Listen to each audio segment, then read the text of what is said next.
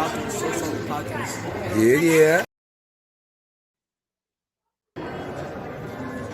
Hey you.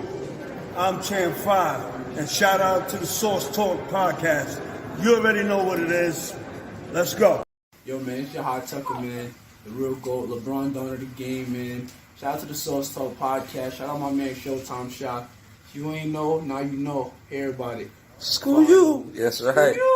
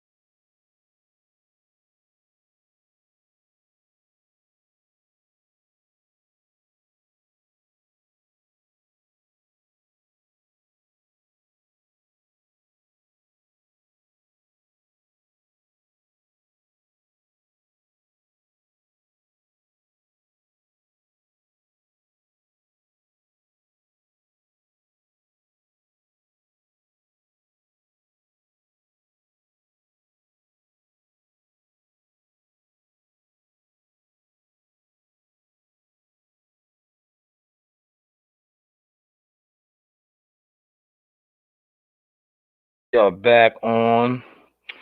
Sorry about that. Like I said, I'm a full-time father, man. Later for all the goofiness. But yes, let's get to talking, discussing some boxing, right? I'm going to hurt a lot of feelings with this tonight. But it needs to be done, man. It needs to be done. Let me check my levels first. Because you guys need reality, right? You need reality because it's not a lot of reality in the game right now. And that's what I'm about to feed y'all. Some reality. So let's just hear how y'all sounding. Oh yeah. You're sounding good. All right. Let's get to this reality, right? And I'm going to expose a lot of people. I'm going to expose a lot of facts over feelings. I'm just gonna show how like it's nothing but capping and goalposts moving. And then I'm going to march on. Right? All right. Now you see the narratives, right? That these people are trying to push because allegedly Terrence Crawford has done 190 so thousand pay-per-view buys. Guys are doing the videos talking about A side and B side fighters, right? You want to push Earl Spence as the quote unquote A side fighter, right? 3 pay-per-views. His biggest pay-per-view was 350 with Mikey Garcia. Then he has went down 325, 330, something like that, right? But you guys are pushing the narrative that he is the big fish, the big dog. But yet he's doing 350, 2 combined pay-per-views for under 700,000. Canelo Alvarez did 1 pay-per-view over there, 8 and some change. So I say that to say this. If Earl Spence is a big fish doing 350 pay-per-view buys, what is Canelo Alvarez considered? That's the question of the day. And I also want to let me share this, man, because I want to bring that back. I need this in these groups. I need this in these boxing groups for the simple fact I want the goofies to um respond to this, man. If they have the heart, if they have the heart, because I don't I need answers, man. You guys, I'm gonna get to something else too on this, but I need answers because 350,000 and your numbers are declining makes you a big fish, right? Right. Watch this, but watch how I give y'all real logic tonight, right? Y'all say how Terrence Crawford did 190 and it's considered a failure, but yet Javante Tank Davis does 230, 217, low numbers too, but he's considered a superstar. So come on, man. Look at my face, man. Somebody explain this to me. Shout out to Lord of the Rings on the check-in. Shout out to Lord of the Rings on the check-in. Please, somebody explain that, man. How in the world is Javante Davis doing 217, 230, but yet he's considered a pay-per-view draw, a superstar? Terrence Crawford does 190. He's undefeated, but he's considered. I don't know, man. You know what I'm saying? Maybe, um, maybe I'm just too. I'm just not. I just don't drink that Kool-Aid that y'all sip on. I just don't. I just don't drink that Kool-Aid that y'all sip on. Hey, girls, girls.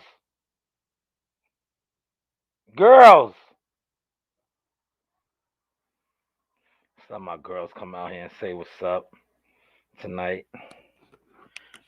Girls, come say what's up. It's Coach Reen on the scene. Messy hair, Reen. What's that? Yes, where's Nasai at? I don't know. Okay. Okay, you can go back now. No. Yes, you can go back now.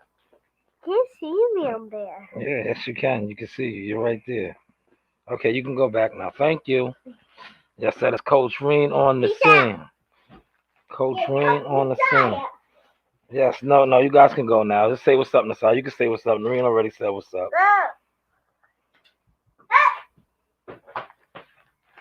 Be quiet.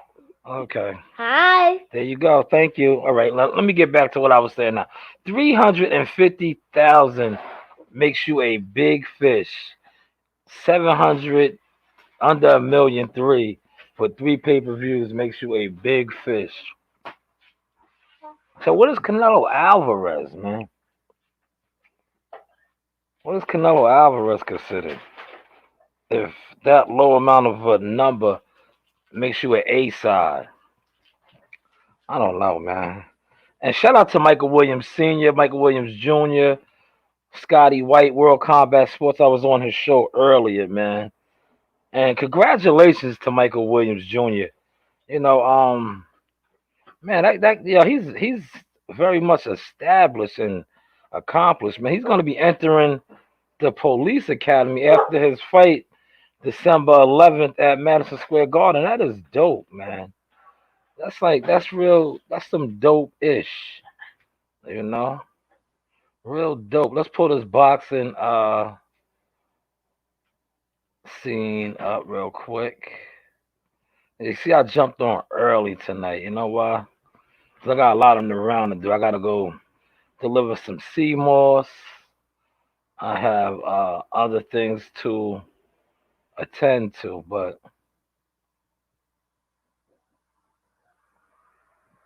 I want to talk about this. Javante Davis saying Keith Thurman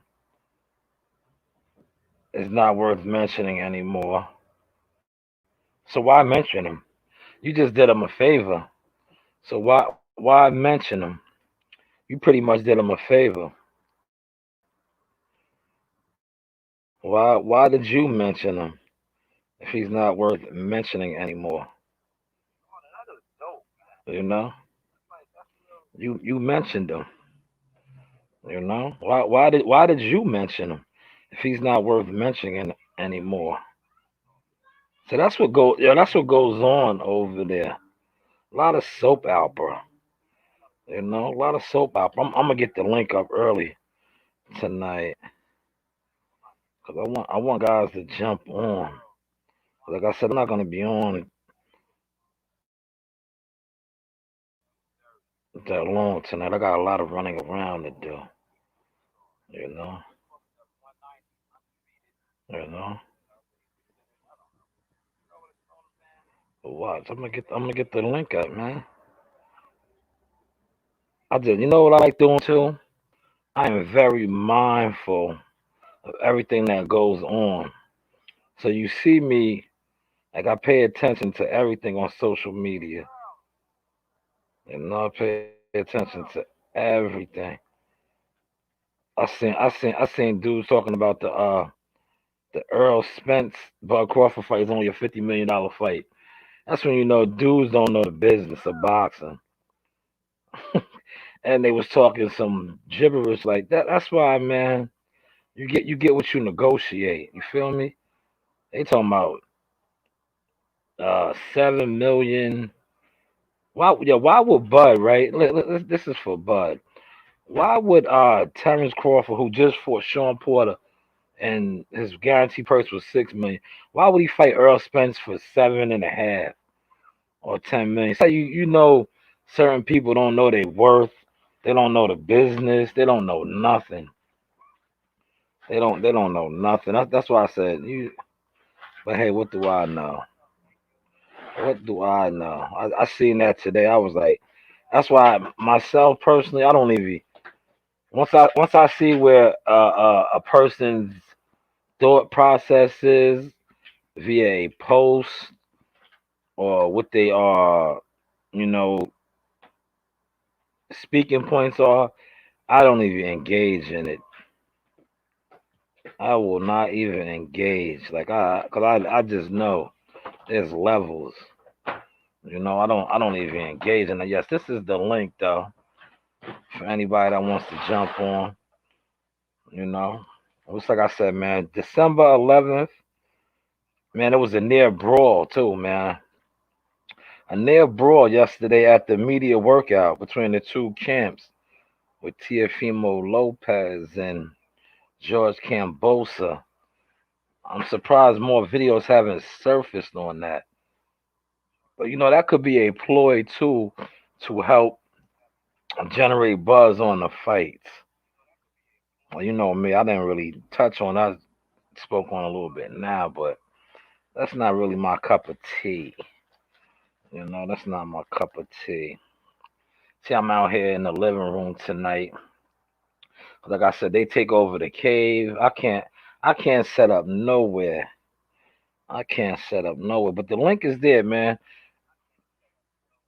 Me personally, I was saying that Earl Spence Terrence Crawford fight is more than a $50 million fight. But that's the narrative that guys are trying to run with, and it needs to be built up more. Man, maybe if they would have fought already, and they would be on their third fight. But listen, for the guys that's saying that's only a $50 million fight, right? It just goes to show you where people's mentality, right? Where people's mentality is when it comes to this. Because they said that is a $50 million fight. And here it is, Canelo Alvarez made 40 million of this. and two of the pound for pound, right? Pound for pound fighters on the pound for pound list. A fight between them is only worth 50 million, but Canelo Alvarez can get 40 million by himself. Come on, man. Yeah, I knew I was gonna make motherfuckers bounce up out of here with that, cause they love to tell the source he don't know what he's talking about. Nah, you don't know what you're talking about. See, that's why one thing about the source, right? If you notice, I get media passes, I get all kind of access and everything. You know why? Because I'm intelligent, and I don't claim to be the smartest guy in the room. I just know a little something, because I do a lot of reading. I do a lot of research. Let me share this real quick, man. Cause I know my guy will tap in. He's a boxing guy. He's a boxing guy. Let me send this to him. And but like I said, man, shout out to World Combat Sports, man, and my guy 150 and 300, Team Williams Jr., man. Cause they had me, well, Scotty Wright, aka World Combat Sports, had me on the show, and he let me big up Jihad Tucker. Jihad Tucker has a fight day coming up. I can't disclose it yet. But it was more about Michael Williams Jr. His fight is December 11th, and he's fighting on a stacked card. He's fighting an undefeated fighter. He is currently 19 and 0. He's ready to make a splash, a big time statement, and I believe he's going to do so. I can't wait to cover that fight week. Like I just said, I am just praying that it's no snow, so that I can really do what I do, man, and you know cause more heart attacks from the haters, cause more heart attacks from the goofballs, because that's what I do. You see what I posted today? I posted my media credentials. I know that HR love. Like, oh, you want to do this? Just like I said on Scotty White's show, right? I said these dudes be so jealous, right? Because they really want to be in the game. They want to be in the game, man, and they be jealous of guys that they feel like they don't support, they don't watch, they don't share videos of, they don't like his content. But they say, damn, but he's in the game. Yeah, he's in the game. You know why? Because I'm blessed and you're not. It is what it is. You know why you're not blessed? Because most of y'all, all of y'all, are haters. We like to call jealous jellyfish. And see, this right here, this guy right here is a jealous jellyfish. Look at this. They said CBS tried to block. You see how the hate is real. How are you blocking? How are you blocking a live feed, right? That has no content of yours in it. In it. You see that? In it. Right? I'll take care of that later. But CBS just blocked one of my podcasts, an old one. I'll take care of that later. But that's what I'll be up against because, see, the source is the source, man. We'll win that dispute too in a second, man. But feel free to tap in, man. Tap in. You see that this was a jealous line right here. That's why I brought the whole jealous jellyfish up. This is a guy who, like I said, the narrative gets pushed for him that he's a pay-per-view star. 230, 215. He's a pay-per-view star. Those are pay-per-view numbers. Bud Crawford just did 190. It was considered a bust. Uh, Manny Pacquiao did 250. It was considered a bust. But this gentleman right here hasn't even done 250.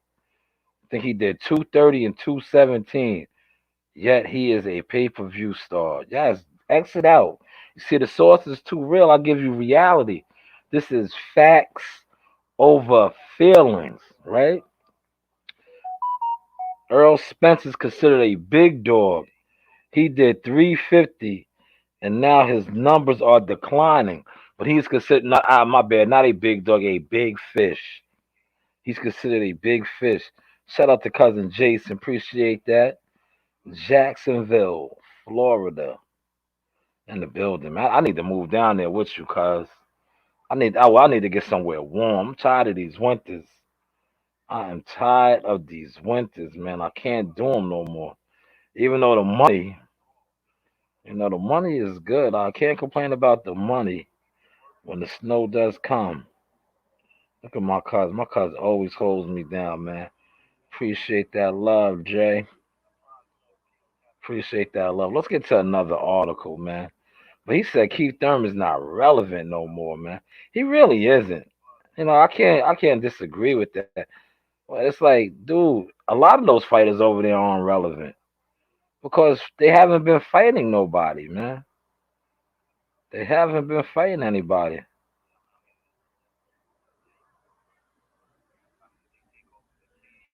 You know, you gotta. I want to speak on this too, right? Since I had Javante Davis, right? Since I'm talking about Javante, right? Check the source out. Check what they did, right?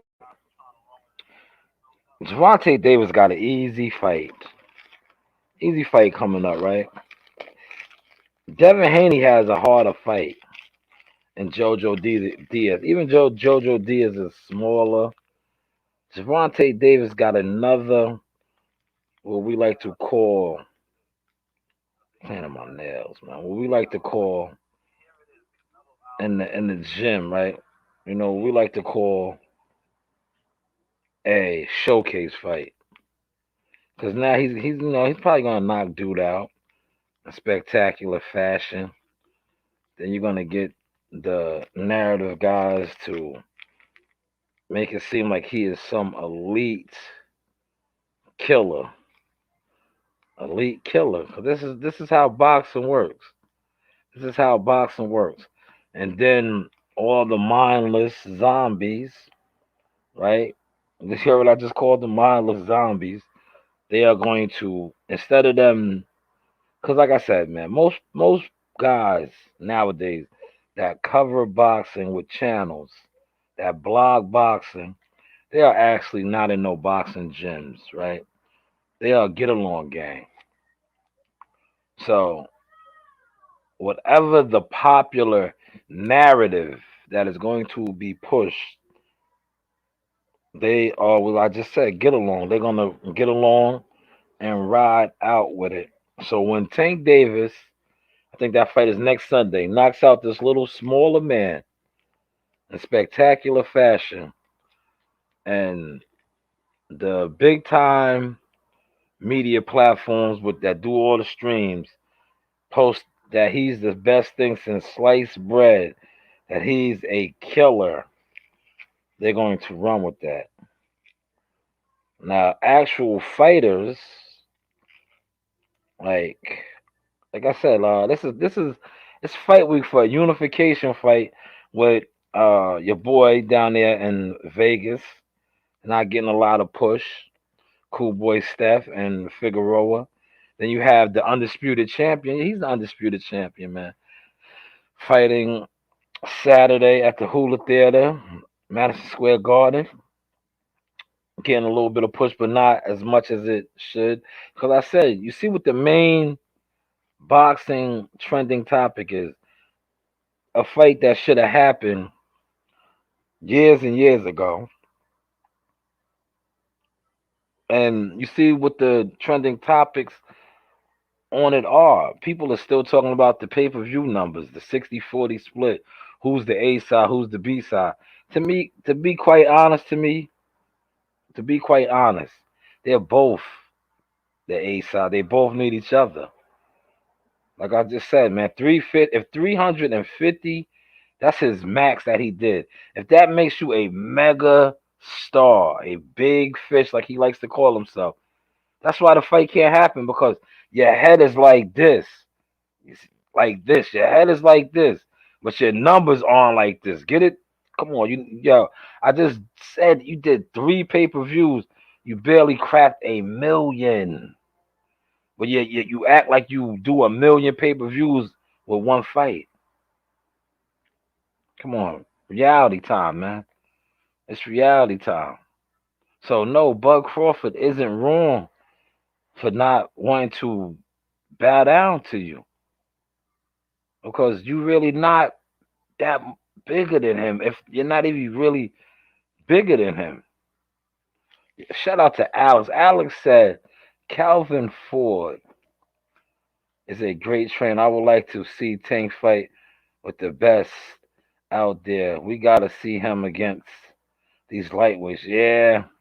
Unfortunately, the business of boxing, they're not trying to do that. And he's 26 years old now, man. Great point, Alex. Great point. You know, it's time he fights the winner of Teofimo Lopez and Cambosa. Well, he fights Devin Haney. You know what? Like, I was never big on Devin Haney. But if Devin Haney beats JoJo Diaz, somebody needs to fight him.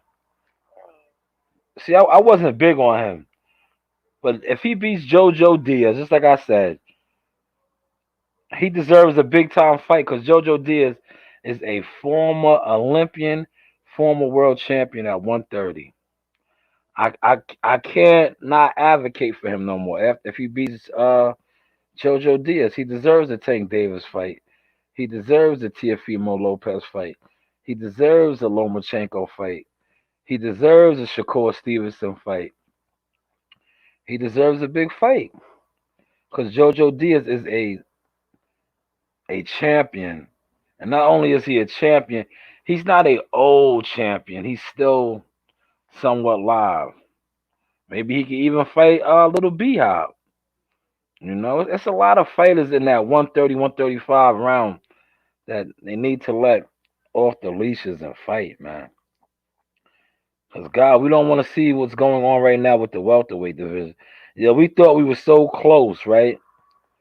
After the Sean Porter, Bud Crawford to getting the mega fights going in the welterweight. But you see how far away we still are. But the only good grace about it is, like I said, man, Bud Crawford, you are in a winner's position. Do not, but from what I'm hearing, now I'm going to sound like these guys. My sources tell me that Bud Crawford is not going to sign with the PBC. So that is smart by Bud. Excellent play. We need to see Tank versus Lomo, T.O. Haney. I'm not big on Haney either, but he's got a great job. I still think Gary Russell is a fight for these guys, even at 135. Russell, man, Gary Russell, until somebody mops Gary Russell out, man, he's the longest reigning champion. See, I don't really like to speak on Gary because, like I said, I have ties with them. So then people say I'm biased. But that's a great fact, man. Great, what's his name? Gary Russell's the longest reigning champion. They really froze him out, man. They froze him out, man. That's why boxing is disgusting. That's what they do, though, man. They did it to me with this media thing, and then you see how God just turned that all around. I went from being a media to an agent to a consultant to a coach to this so many other things in the game. That's why these guys they just they be in awe of me because they tried to sabotage me and look how I came up out of that. But yeah, I would love to see Gary fight any of them. I would love to see Gary fight Chris Colbert after Chris Colbert got on there and made those outlandish statements that was so false. But you know, you got to sell your fight. You got to get your name hype, and that was a small play. That's the game that's played nowadays. Because I tell you what, he's fighting for the 130-pound WBA title. I guarantee you, if he wins that belt, he will not fight Gary at 130. Appreciate that. Shout out to my man E. E in the building. World Combat Sports is in the building. Shout out to Scotty White, man. I was just bigging you up, my guy. Hey, what's going on, Showtime? How you feeling, bro? I'm feeling good, man. I'm feeling good, man. I was just bigging you up, man, talking about how I was on your platform. And I was really bigging up Mike Jr., man. That's huge, man. Going into the police academy, man.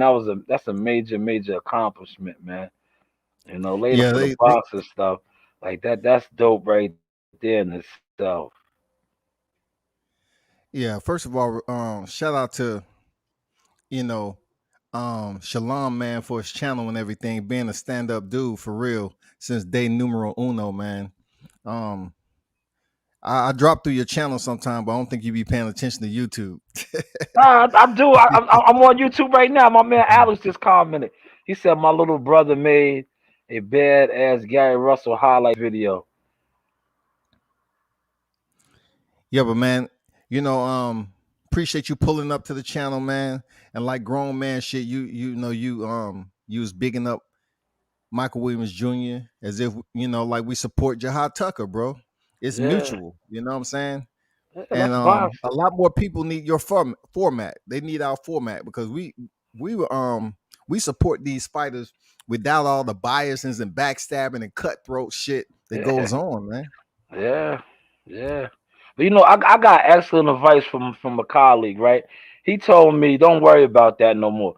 You just keep doing what you do, right? And eventually you're gonna break through. And he was right about that, man. Like I can't, like, you know what I do? I make fun of the narrative pusher guys, but I don't mention them, and I just stick to my script now. That's why I was, everything worked out. The universe lined up perfect. I was in between loads, and I seen you was on live, and you had senior in there. I said, yo, let me jump on, man, and big them up, man, because when that fight got made. And I was just like, I've been following him, man. 19-0. He's been grinding in the trenches, man. To finally get his good breakthrough fight. And no better place than Madison Square Garden, the Mecca. So much history. Man, you ain't never ESPN, lied, dog. yeah, ESPN top rank, man. It gets no bigger. You get these people on here that want to downgrade one platform, a promotional company for the next one. But at the end of the day, boxing is boxing. And I'm inside, man. Even though I don't come Hmm. off like that, I'm inside.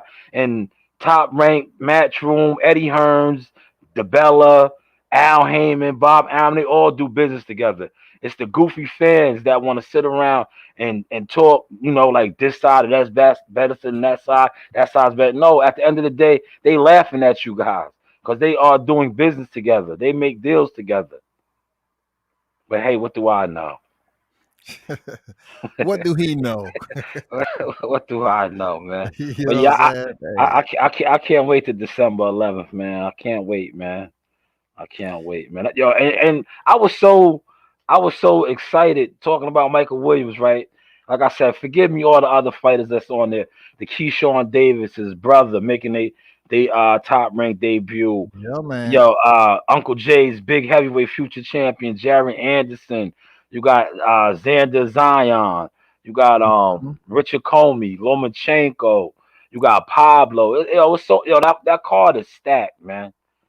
That card is stacked. So if you are in the tri-state area, I know it's the holiday seasons. Maybe you can ask your shorty, your wife, your girlfriend, your significant other for a stocking stuffer and get a ticket to the fight, man. You're gonna be in for a great treat, great night of boxing that night.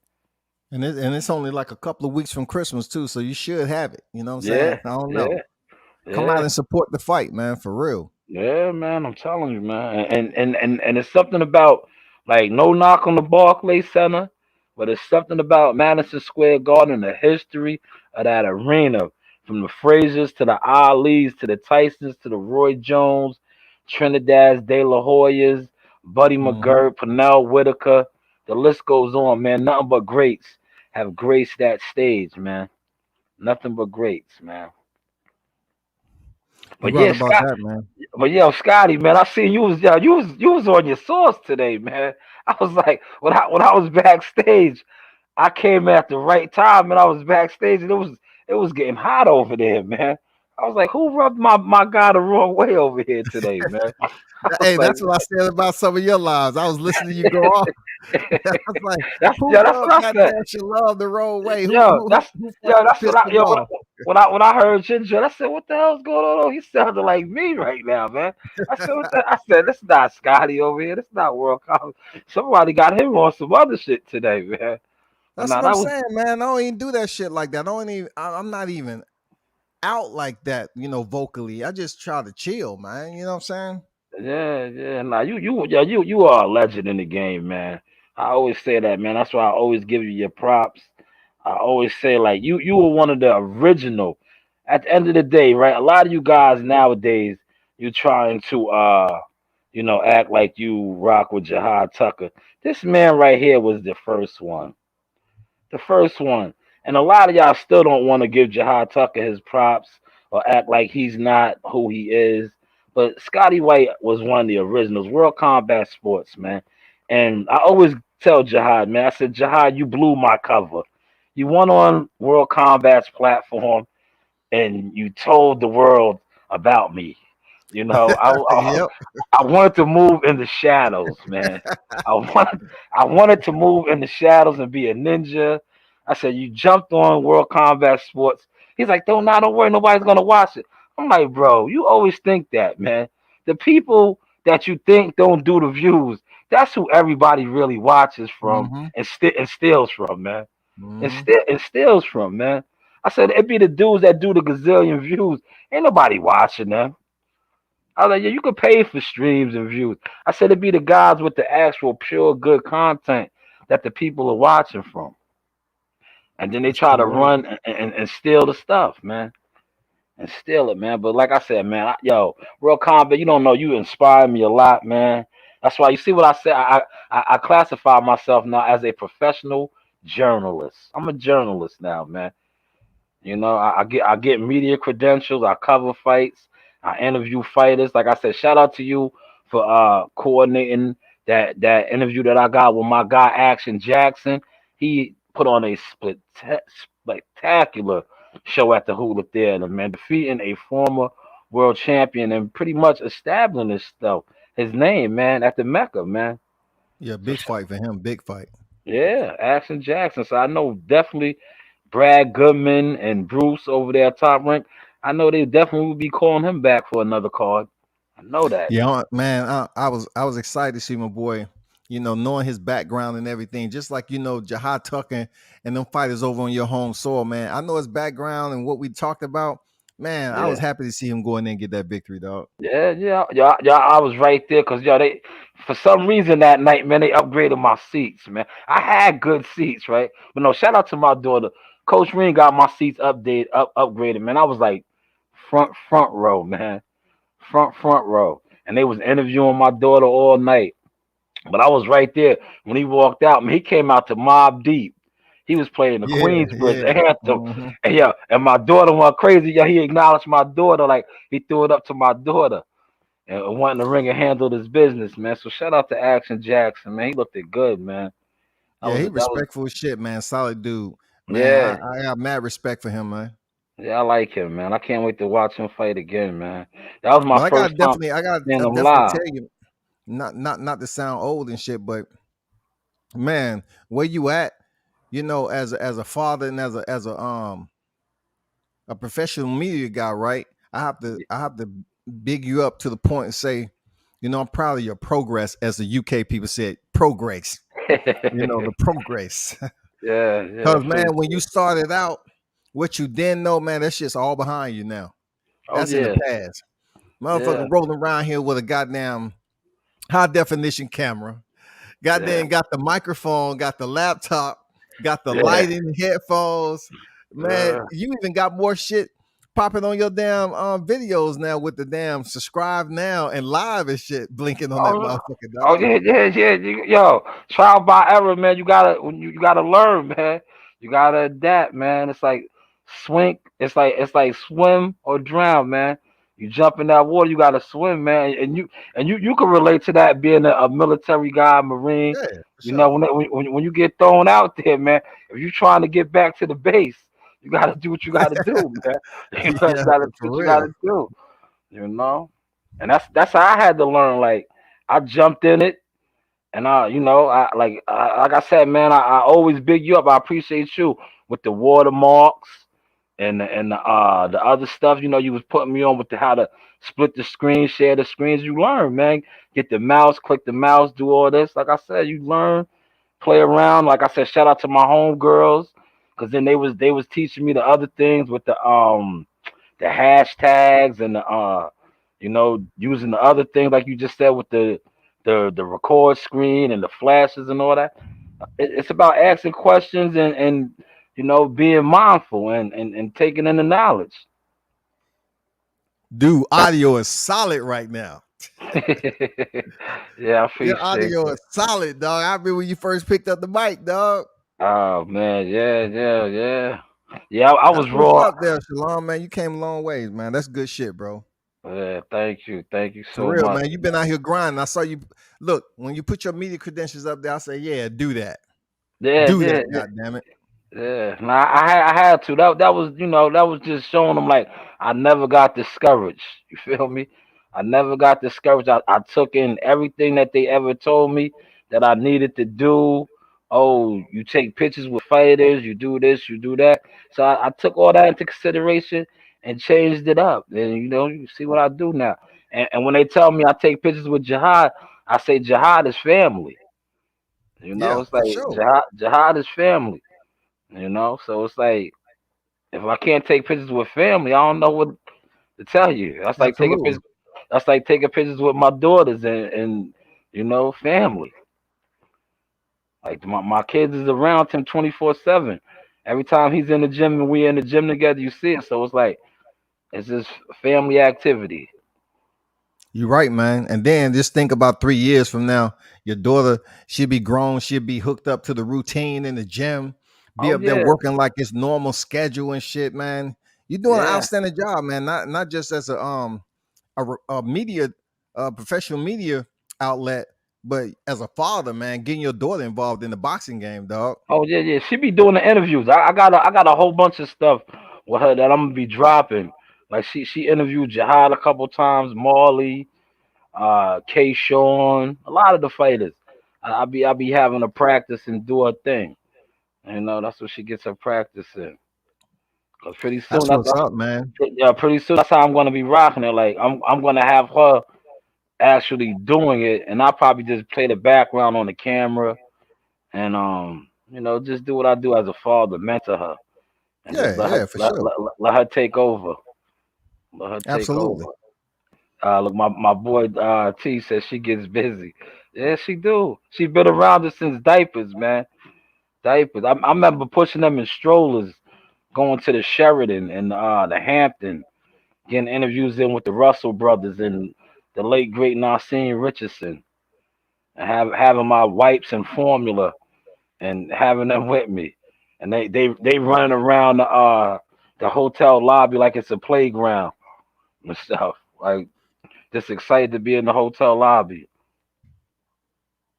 Absolutely, man. That's what's up, man. Yeah, I can't. You know what? I can't wait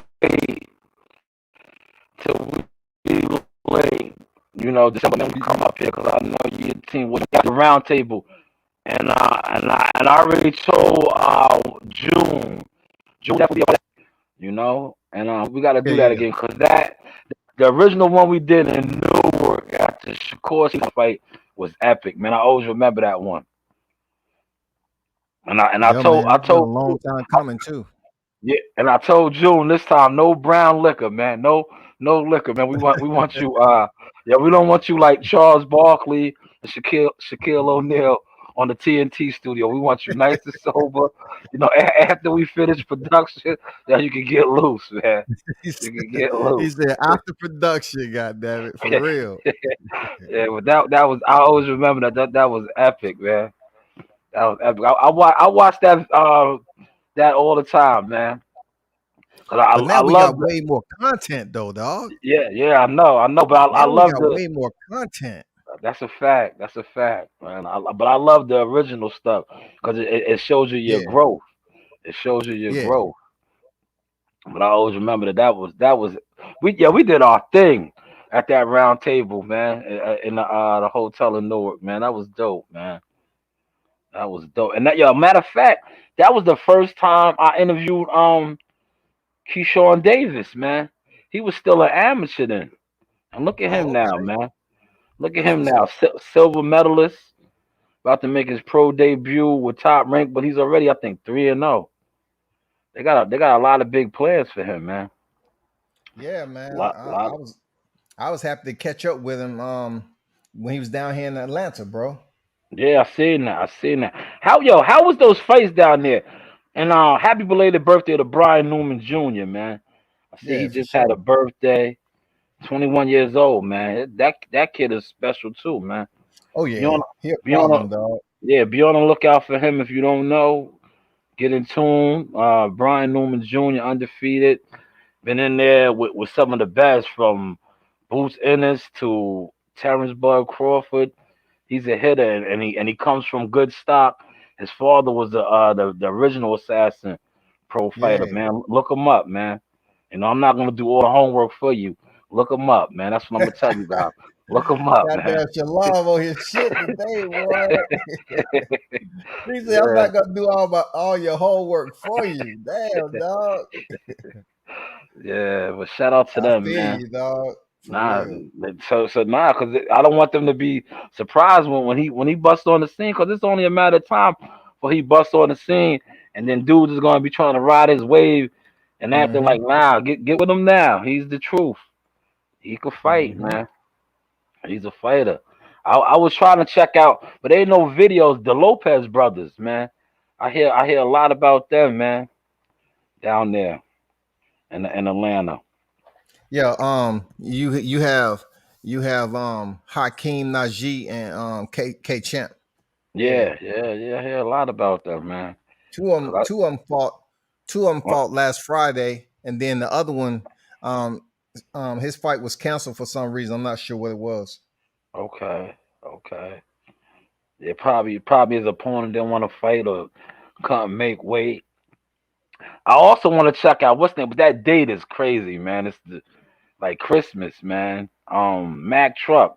I see they just put him on that Prudential card, man, in Mm-hmm. Newark. Yep. That, Yep. that, that you know that's a tough night to try to get out to the fights. But I don't know. I might try to make something happen. That's If I with Vito Melnicki on that card too. Yeah. You see how the PBC shifted, man. They're not really doing the Barclays Center no more. They're setting up shop in Newark now at the Prudential Center. Okay. And I think maybe that could also be toward because of the fact, like, see, in New York, in the boroughs, they want you to have your COVID vaccine card in order to attend events, not just sporting events, any type of event. Oh, is that Uh, right? Okay. yeah. So I guess that's why they shifted to Jersey. He said, yes. Big up Mac Truck. Yeah, Mac Truck got some skills, man. He got some skills, and he got a good coach, man. Shout out to Mustafa Boxing. Yeah, look, there goes E with the comment. Yeah. Shout out to Grindhouse on Yeah, deck. yeah, ATL Decatur. yeah. Mustafa Mickens, the truth. Yeah, he is. He's an old school teacher trainer. You don't have a lot of those left in the game, man. You have a lot of like. Shout out to rest in peace to the late great Roger Mayweather. You have a lot of fitness instructors that don't know shit about boxing. And I miss hear say that Man, you shit. need to do some stand up, dog. For real, dog. The shit you Nah, saying, man, that shit is nah, hilarious, yo, I'm dog. telling you, y'all miss Unc, man. Unc said that one day when I was in Vegas many years ago, and they was all talking on the couches, and Roger said that that always stuck with me. Like I said, I listen, I observe, and I heard Roger bust that shit out like he ain't no motherfucking boxing teacher. He's a goddamn fitness instructor, and that always Damn. stuck with me. That always stuck with me. So anytime I see a guy that I feel like he's not a proper boxer teacher Hmm. trainer, I say that like, yeah, he's a fucking fitness instructor. Rest in peace to the late great Roger though, man.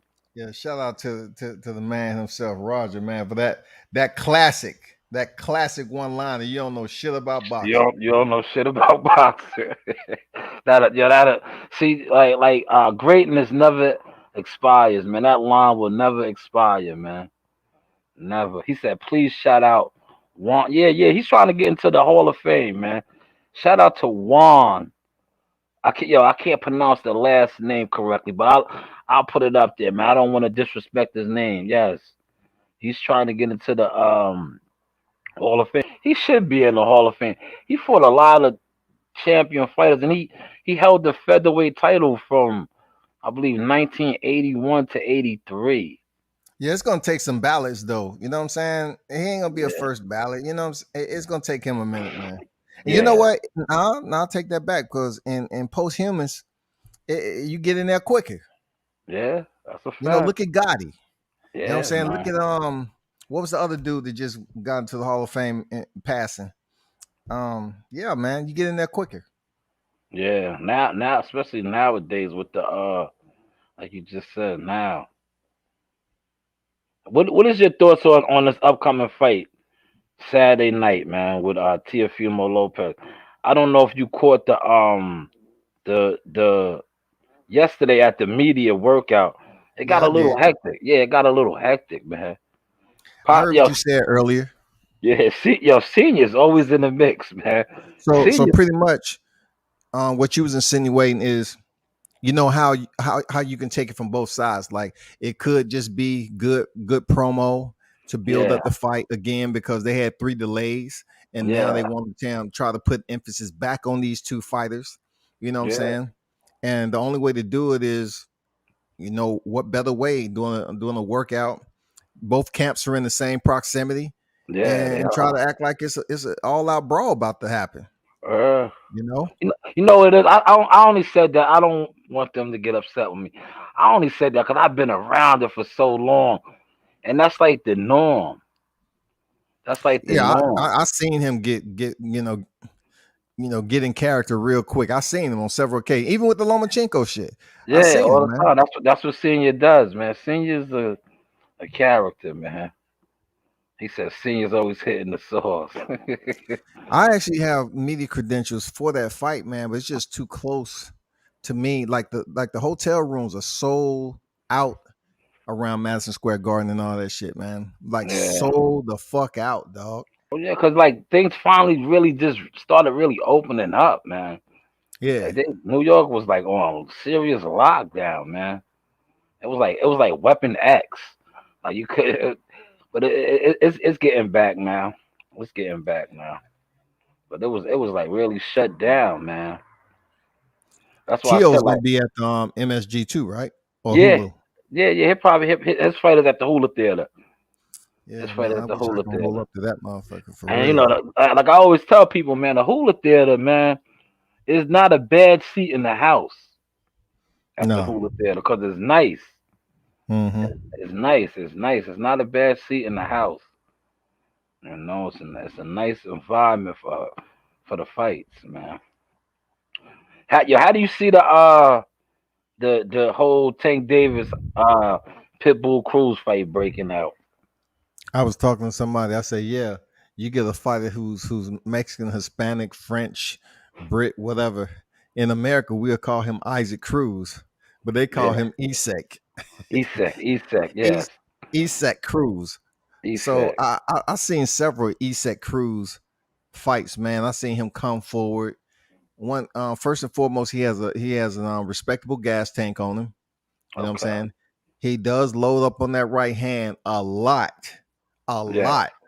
So with Javante Tank Davis, man, if you're gonna give him that forward pressure without setting it up with a jab, he gonna set you up with the counter uppercut from either hand. It don't yeah. matter. It's only a matter of And time before you run into that grenade. Yeah, correct, only a matter of time before you get it. And yeah, that's the one thing about Cruz. He is a pit bull in there. He would keep on pressuring, pressuring, pressuring. But I just haven't seen anybody do that to Tank Davis and have success. You know what I'm saying? And breaking them down like that. I don't think yeah, Cruz has the power to break Tank down. As far as respect goes, man, Tank's a beast, dog. mm, Tank is a motherfucking animal in that ring, man. He's very smart with his boxing IQ too.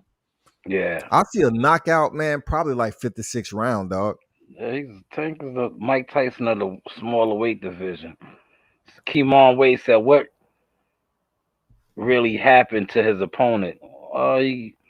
He was facing the accusation charges. Which haven't nobody's been arrested, I nothing, know. but they pulled Rolly from the card, which is Yeah, crazy because you he, have other criminal, yeah, legal stuff pending, man. yeah. A fact. Even with Tank. Tank got Yeah, stuff pending. yeah. Hit and runs, all kind of other stuff that Mayweather set him up. That's a good question, but I don't know. I don't want to speculate, especially on that guy, because that guy will blackball you. Oh yeah. Oh yeah. Absolutely.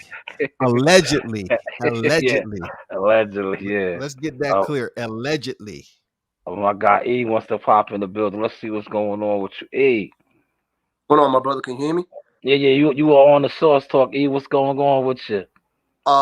Mad shout outs to Scotty for all of the good work he's doing. Yes, yes, Is that Cruz? You know it, yes. baby. That's Cruz. Yes. Yeah, what up, Cruz? I haven't seen you in a minute since our one-on-one messenger. Yo, Dude, you always serious, dog. yo, Happy holidays to you, dog. you know what I tell people now? This is what I tell people when I what's the word I'm gonna say? I guess go at them. I tell them, yo, you know what? Every superhero needs a villain. You know what I'm saying? So you guys are the superheroes, and I guess I'll be your villain. I'm good with that. You know what I mean? Yeah. At the end of the day, I'm a consumer. I always say I'm a consumer, and I don't want to come on these podcasts where you got nothing but a bunch of cheerleaders. Everybody's saying, oh, Scotty, hooray, Scotty, Scotty saved the day, Scotty, Scotty, Scotty. That's boring to me. I'm sorry. I'm gonna tune out. You know what I mean? And I'm just gonna come with it. You know what I mean? I'm gonna come with it, and I'm gonna call it how it is. Not saying that my point of view is the right point of view. But I'm saying as a consumer, I want to sit back and I want to be like, okay, let's debate this. Oh, damn, Scotty put this dude on blast. Holy cow, yo, hooray. You know, and I think that that's what's called entertainment. And at the end of the day, this is all entertainment. Boxing is entertainment. Football is entertainment. Podcast is entertainment. And you know what? Don't we all want to be entertained? And that's just my take on it. I could be wrong, but that's just my take on it. So who was I cheerleading for? No, not you, not you. You never cheerlead. I said that the people that follow you Okay. and on podcasts, there's that notion that all they do is say, yeah, Scotty's great, Scotty. And you know what? That's corny. And I'm not saying I'm saying podcasts in general. You know what I'm saying? So nobody said that about me. So you good. Um, The only one that bigged me up is Shalom. That's it. Ever. Well, let me ask you a question. On your podcast, how many times do people disagree with what you say? A lot, man. Like people disagree in the chat. It depends on how many times, how often you show up on the schedule. Because the only time I really see you is that when I had some Deontay Wilder posts, or like today when I had that other heat going on. Right, and the reason for that is, I'm always working, so it's hard. Like right now, I've been hitting it hard right now because I'm at home. I'm on vacation, so you know what? I'm like, yo, I want to get my boxing news, and you know what? I get it best. But like I said, there's sometimes we can agree to disagree. You know what I'm saying? And if you really think about it, man, that exchange that me and you had, yo, that was insane. That was crazy, and that was all because of the great man right there. If people got a chance to see that, I know people be like, yo, that's crazy. A lot of people don't know. A lot of people don't know is you hit me up. Yo, you hit me up on some Gustavo Mafioso stuff. Like, yo, my man, you got a problem? What is your issue? And I didn't know who it was. I was like, what the fuck? Yo, what the? I was hard. And I'm not going to lie to you. Can I keep it 100 with you? Yo, for a brief second, I became a fanboy. I became a cheerleader because I was like, yo, my man Scotty's actually acknowledging me. Yo, this is. And the thing is, I have no reason to lie to you. I'm telling you straight up. I was like, yo, my man is acknowledging me. But wait, hold on. Let's calm yourself down. And then, we spoke because I remember you said you thought I was somebody else, and you basically were like, yo, well, what's your issue? What's your issue? What's your problem? And I was like, nah, I don't have a problem. I'm just debating with you. You know what I'm saying? Debating an issue with you. And from that then on, man, the respect that I have for you is insane because you actually took the time out to call a consumer. Yeah. Of your brand. Because every time I watch you, I become a consumer. It's like, you're the president of Wheaties. You know what I'm saying? You're the president of whatever it may be, Ford, the Ford company. And you took the time out to hit me up and say, yo, what is your problem? What is your problem with my product? And we sat and we talked. And that's what makes you different. You know what I'm saying? That's what makes you different. And that's why I always take the time out to hear and shout you out and give you that love. But like I said, man, in a majority of all these podcasts, all you hear is a lot of cheerleading. And, I really think that in my eyes, that's corny because you know what? People are going to tune off. People love drama. People love, that's what sells at the end of the day. You know what I'm saying? That's why Maury Povich was Maury Povich, because everybody wanted to hear, you are the father. You're not the father. Mm-hmm. So, on that note, you know what I'm saying? We had that issue. I also had another issue. And it's not that I want to have an issue. I don't. I'm not out here to cause No, beef. bring in the holiday spirit, man. And I gotta tell you, man, it means a lot to me with hear What? you this basically explain your side of the story, because we did have a conversation back then, man, and there's mutual respect in this way, you know what I'm saying? But the craziness of it is, me as a consumer, if I would have saw that, I would have been like, yo, I like this podcast. Yo, they're going at it. You know what I'm saying? Because if you're that adamant and you have energy on what you feel, how else could it be? There could be no way. Listen, man, as long as nobody's coming to blows and we're acting like adults, the debate could get as heated as it can get. You know what I'm saying? And that's the way it should be. You know what I mean? This country, this great country, was founded on debating and arguments and everything. Like right now, this is one thing I'm gonna come out right now. I just posted it. Teofimo Lopez, he got a problem. He got a huge problem. He dug a hole for himself, and he needs to find a way to get out of that hole. And what do I mean by that? This is a man who beat the man. Lomachenko at the time was the man. He beat that man fighting in the Hulu Theater. If you check right now, it's not even sold out. He tried to play slick with Bob Arum, you know what I'm saying? And it kind of, he's feeling it right now. You know what I mean? He needs to a spectacular performance on Saturday. Let Because me ask you this, Cruz, right quick. uh-huh. Do you believe that there was other parties to participate in the sabotage or Triller not being able to put on the card? Because we just can't say they relocated because of Floyd Mayweather, and then they located because T.O. supposedly had COVID, and then they relocated again. Do you think it was some type of participation with Top Rank or something to sabotage T.O. and Cambosis fighting 3 times earlier? That could be one of the situations. Another situation could be where T.O. was like, look, man, I'm gonna do my own thing, and it didn't work out for him. He wasn't getting the sales or the publicity that he wanted. And then, listen, I'm not trying to talk crap about nobody, but everybody knows that behind the scenes, people will be like, yo, I hurt my foot, I hurt my toe, my toenail, I got an ingrown toenail, I got COVID, to delay fights, put fights off, and regroup. So it could either be Top Rank sabotaged him, or he was like, yo, this isn't working out. At the end of the day, he made the decision that he made, and maybe it'll work out for him. You know what I mean? Maybe it'll work out for him. But right now it's not, because if he would have been on, if this fight would have been on Top Rank,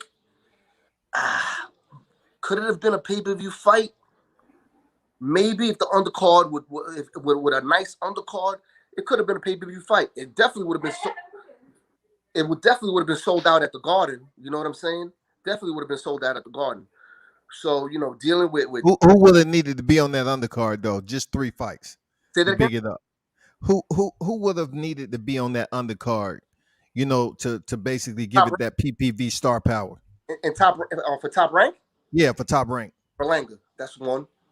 Berlanga would have been in there. He definitely would have been making noise because he has a lot of buzz right now. And that's his boy too. That's it. Yeah, Berlanga would have definitely helped sold out. Who else from New York? Berlanga's the hottest fighter. Tucker, Jaheim. He wouldn't have been the top 3, but even I'll even say this. Maybe Richard Comey. Put Richard Comey in there with a tune-up. Tune-up before the Lomachenko fight, and I think with that would have been enough to make it a pay-per-view. You know what I mean? Just saying, because right now for T.O. to be fighting at the Hulu Theater is not a good look for him, man. It is not, and it's not even sold out. It's just to be. Can I say one thing on that? A lot of the fights ain't gonna sell out in New York because a lot of people don't have the vaccination card. That's how hurting them the ticket sales too, because a lot of people is not trying to take the vaccine. Okay, now you was at the fight with what is it, Zapata and what's his name when he got knocked? He got Vargas, Sway Vargas. How packed was it that night? It was they they had Pablo on that call. Pablo sells tickets. Right. It was It was they did their numbers that night. It was nice. And that's another thing. Look what you just brought up. And I'm gonna and that's why you guys do what you do, and people like me stay where I'm at. You know what I'm saying? You just told me, yo, Ed, the reason why these arenas are not packed in New York is because of COVID. And I'm gonna keep it 100 with you. You know, I've always kept it 100. Yeah, That didn't click. You know what I'm saying? I was like, yeah, oh, okay. So, you got to understand that you guys have a very, very, very big platform because, to the diehard fans like me, you guys show us things and tell us things that go right over us. Because you know what? For 1 second, you just let me know. Well, you know what? Maybe Ed, maybe the Hulu's not going to sell out because of the COVID, and you're 100% right. That's a yeah, fact. You know, yeah, and that went over my head. You know what I'm saying? Because you got to be really, really, really inside the game to know. yeah, So you guys give us the knowledge. You know what I mean? So I definitely got to big you guys up. But at the end of the day, you know, you guys are definitely are a form of entertainment. And as a consumer, I want to be entertained. I want to see the debates. I want to see the arguments. Like I'm telling you right now, man. If that was on video of Scotty, if Scotty put that on video, like calling me up, that would have been. yeah, You know what I'm saying? Like if Scotty was one of those dudes, like the Maury Poviches of the world, like yo, I'm gonna put this on video. I'm gonna call this dude up. Right now, God knows how many hits that would have went viral. You know what I'm saying? yeah. If Scotty was like, yo, I ain't gonna let nobody try to punk me, man. We're gonna find out who the sucker is. He would have put that. Yo, people would have put yo. Nah, And that's dope, man. the crazy thing is, that was a crazy story. That was a crazy story. As a matter of fact, Scotty, I think if you would have seen me that day, you would have put hands on me. Cause Sean, not for nothing, you were like, yo, chill. That's my man. Yo, that's my man. Yo, chill. Yeah, yeah, I was just about to say that. I helped mediate that, man. I was like, yo, that's my guy. Scotty's Yeah, my guy. he said that. He said, Cruz, that's my guy, man. That's my guy. You know what it is? Like I say, what's wrong with your guy? you know what it is? That every superhero needs a villain. You know what I'm saying? Yeah. I'll be that Joker. There's nothing. It's just that I'm very adamant about how I feel. You know what I mean? Okay. Like I said, man, I go on these other dudes' podcasts and they be like, yo, my man, what's wrong with you, man? I'm going to block you. Whoa, time out. There will be no blocking. There will be no, listen, in media, if you block, that's like throwing in the towel. You just gave me all the ammo I needed. If you're telling me that you block me, I won. I want you to tell me that. You know what I'm saying? Because you're just saying that you forfeited. You're just saying that you can't handle my smoke. You know what I'm saying? And at the end of the day, I'm a rebel rouser. I'm Captain Chaos. You know what I mean? So, Yeah. Like I said, you guys you're doing great work. You're actually behind the scenes teaching us, showing us the diehard fan. And you could tell by the way I come out that I'm a diehard fan. You know what I'm saying? I'm a diehard fan. You know what I mean? Diehard. And you guys give us that information that we don't have. We definitely don't have. Look at what Shai just told me. Shai was just like, your E-man, the fight's not going to sell out because of the COVID. Scotty, you just told me, yo, do you think top rank could have sabotaged it? And I was like, wow, these are things that you guys are putting me on to something that I didn't know nothing of. You know what I'm saying? And I applaud you guys for that. And that's why people like me, we watch, we tune in, because we don't have the press cards to be backstage. We don't have access to the interviews. You know what I mean? You guys do. So you come, you come and you come back and you relate that information to us, the real diehard fans. And there's a lot of these people, and I'm gonna say these people that are casuals. They upset me. I'm gonna tell you why they upset me. They upset me, they really do upset me because they don't care about how much these fighters make. They don't give two shits about their well-being.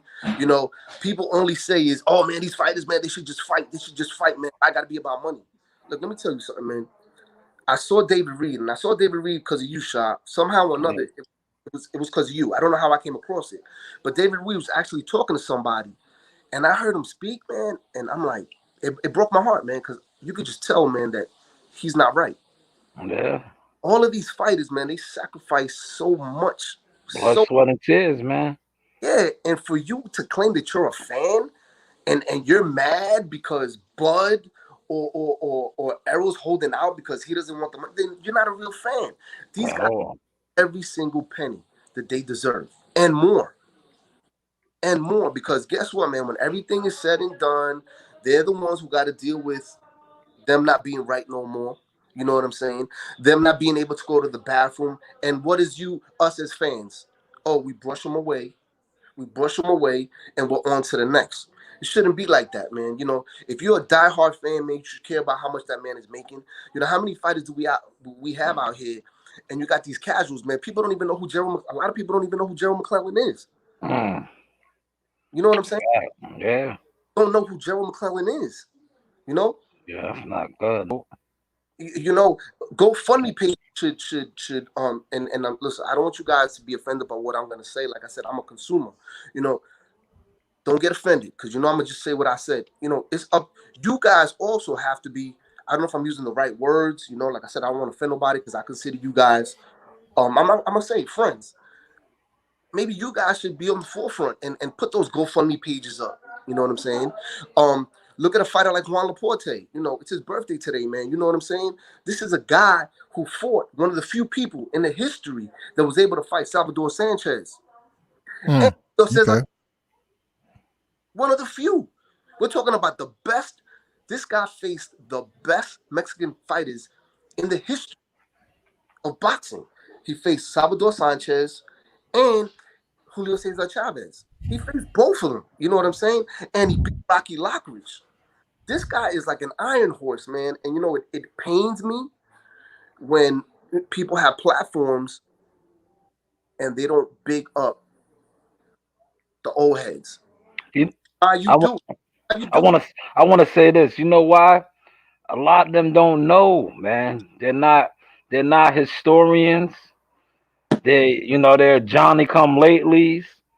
So then how am I wrong? How am I wrong when I call them out? No, you're not. You're not at all.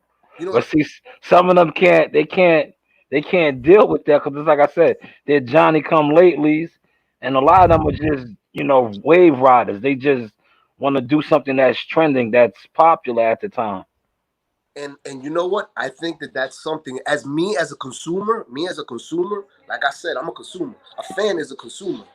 I want to, and I'm asking for requests. You know, I'm requesting something from you guys. I know, Shaw, you've done it, because you know what? I remember I asked you, we were having a conversation, and Iran Barkley came up. And what did you do? You were like, man, I interviewed him. And you said, think. Yeah. What did I do? Shout out to Iran Barkley, man. Yeah, shout out to Iran, man. You know what I mean? I was like, yo, I was paying homage. I was like, wow, man, yo, that was deep. Was I not? Yeah, that's a fact. You know, that's a fact. With all these podcasting dudes, and I know, man, everybody and their mother could do a podcast, man. I think even 2-year-olds right now are doing podcasts. You know, when it comes to this boxing thing, man, this is like no other sport, man. This is not like no other sport, man. You know, that's why I got into it with another podcaster, you know, because he was saying, and listen, people are gonna disagree with me, you know, and that's okay. He was saying, yo, Bud knocked out Sean Porter, and I got tight. I was like, yo, my man, don't do that. Don't do that. Don't do that disservice to Sean Porter, man. Don't do that disservice to Porter. He did not get knocked out. Oh, it was a TKO. It's considered a knockout. I said, yo, my man, don't do that, man. Don't do that. Sean Porter is a monster. And his name, yo, you know what, man? Some respect should be put on his name. Some respect should be put on his name. And don't say that T-Bud wiped the floor with him, because he didn't. It was a close fight. It was a close fight. Hands down, it was a close fight. On the scorecards, one of those scorecards, the judge should have just, you know, they should have just he should have walked the plank. But on the scorecards, Bud was winning by 1 round. Yeah, two of the judges' scorecards, he was only up by 1 round. Right, and Bomac was like, hey, you got to do this. You got to go.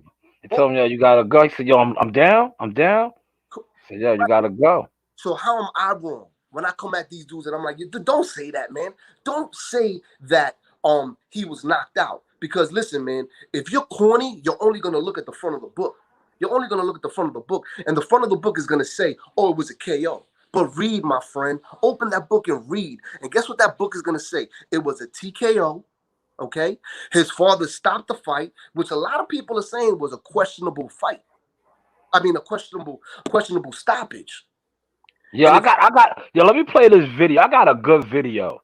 Keep talking. I'm gonna put a video up for you to show you what his father was thinking. The crazy thing is, I can't keep talking because now I'm like, I want to watch the video like a true. No. Talk. I'm gonna get the video up for you. I'm gonna give you a perfect scenario. Yo, everybody said, look at when Larry Holmes beat Muhammad Ali. What was that? Yeah. At the end of the day, that was a TKO, right? Yeah. But in the front of the book is gonna be KO. But what do really people say about that fight? You're right. Was Muhammad Ali was old. He was incoherent too, man. He was, he wasn't. He was. Yeah, he was in the earlier stages of pugilistica. Correct. Yeah. Give respect to Muhammad Ali. Why can't we give it to all the fighters? Why can't we say, Sean Porter was already retired, man? Sean Porter was like 1 foot out the door. You know what I'm saying? And that's what gets me mad. And the people are like, oh, you hating on Bud. I'm not hating on Bud. I hate on no fighter. I want all these fighters to make millions, man. They deserve everything.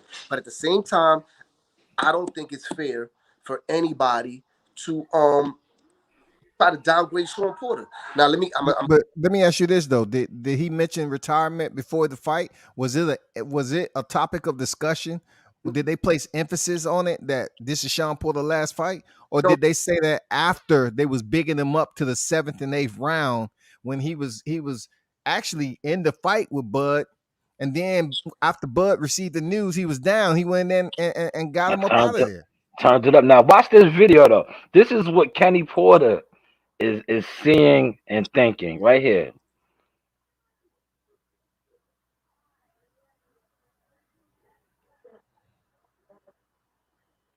Together. Hands up.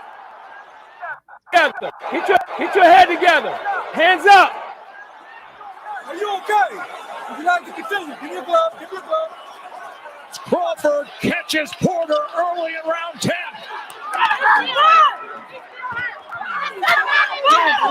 And another combination. Beautiful work by Crawford. No. Give me the towel. Let's go. No, give me the towel. Oh, they stopped it. Yo, run. That's that.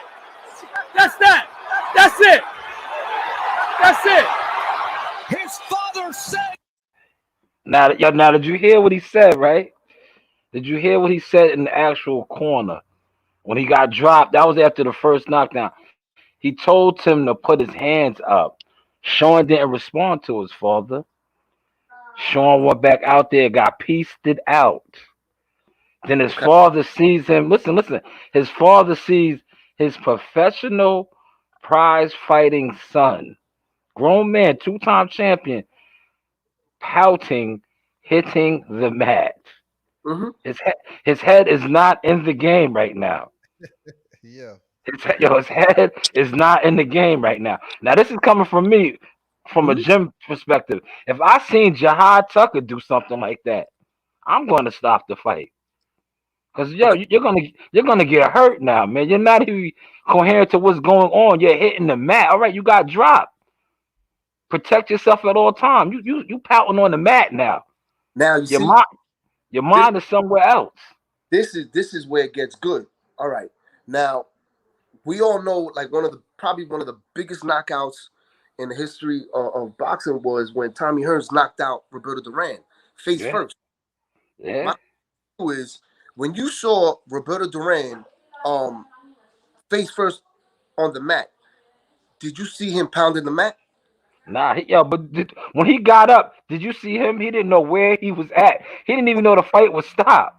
Let me ask you a question. When Buster Douglas knocked out Mike Tyson, right? Did you see him pounding the mat?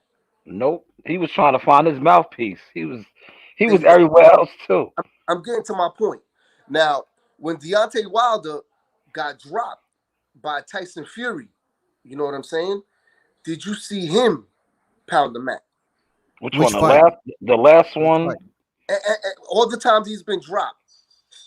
You ever see him pound the mat? No. And the reason why is a majority of the time, if you get knocked out silly, where you've seen stars and you're in the planet Jupiter, your brain is not computing to pound on the mat.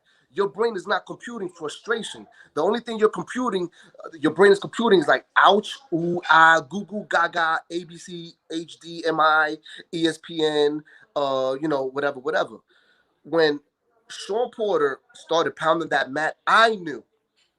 You know what? I'm not going to say I knew because I can't say that. I'm assuming that he is coherent because when you're punching a mat, you're telling your brain, yo, my brain to my hand, punch this mat. That means that he knows what he is doing.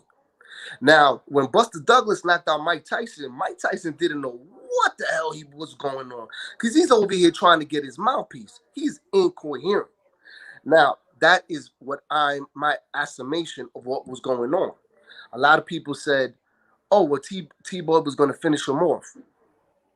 If we go by the law of averages, there's a 95% chance that T-Bud was going to finish him. It could have been either 98%. You know what I mean?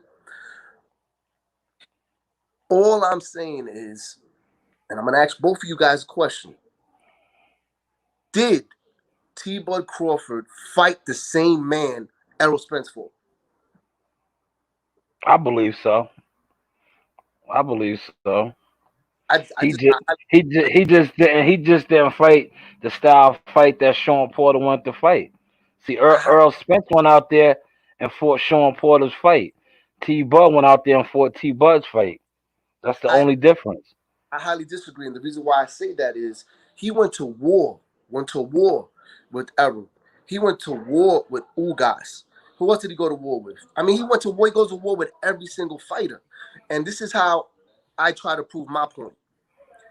Iran Barkley knocked Tommy Hearns out 2 times into another world, right? And I love Iran Barkley. He's from New York, man. Of course, I love him. I'm going to big up Iran Barkley. You know, man, I'm telling you, I'm going to big him up.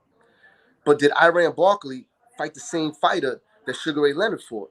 Did Iran Barkley fight the same fighter that Marvin Hagler fought? And most historians are going to tell you no, because all those wars take a lot out of you. You know what I mean? And I'll give you a perfect scenario. You know, people always with, oh, you can't come with the what ifs, the whatnots, whatever, could have, should have. Listen, the word is in the English language for a reason. There's a reason why they made the word would have, could have, should have. You know what I mean?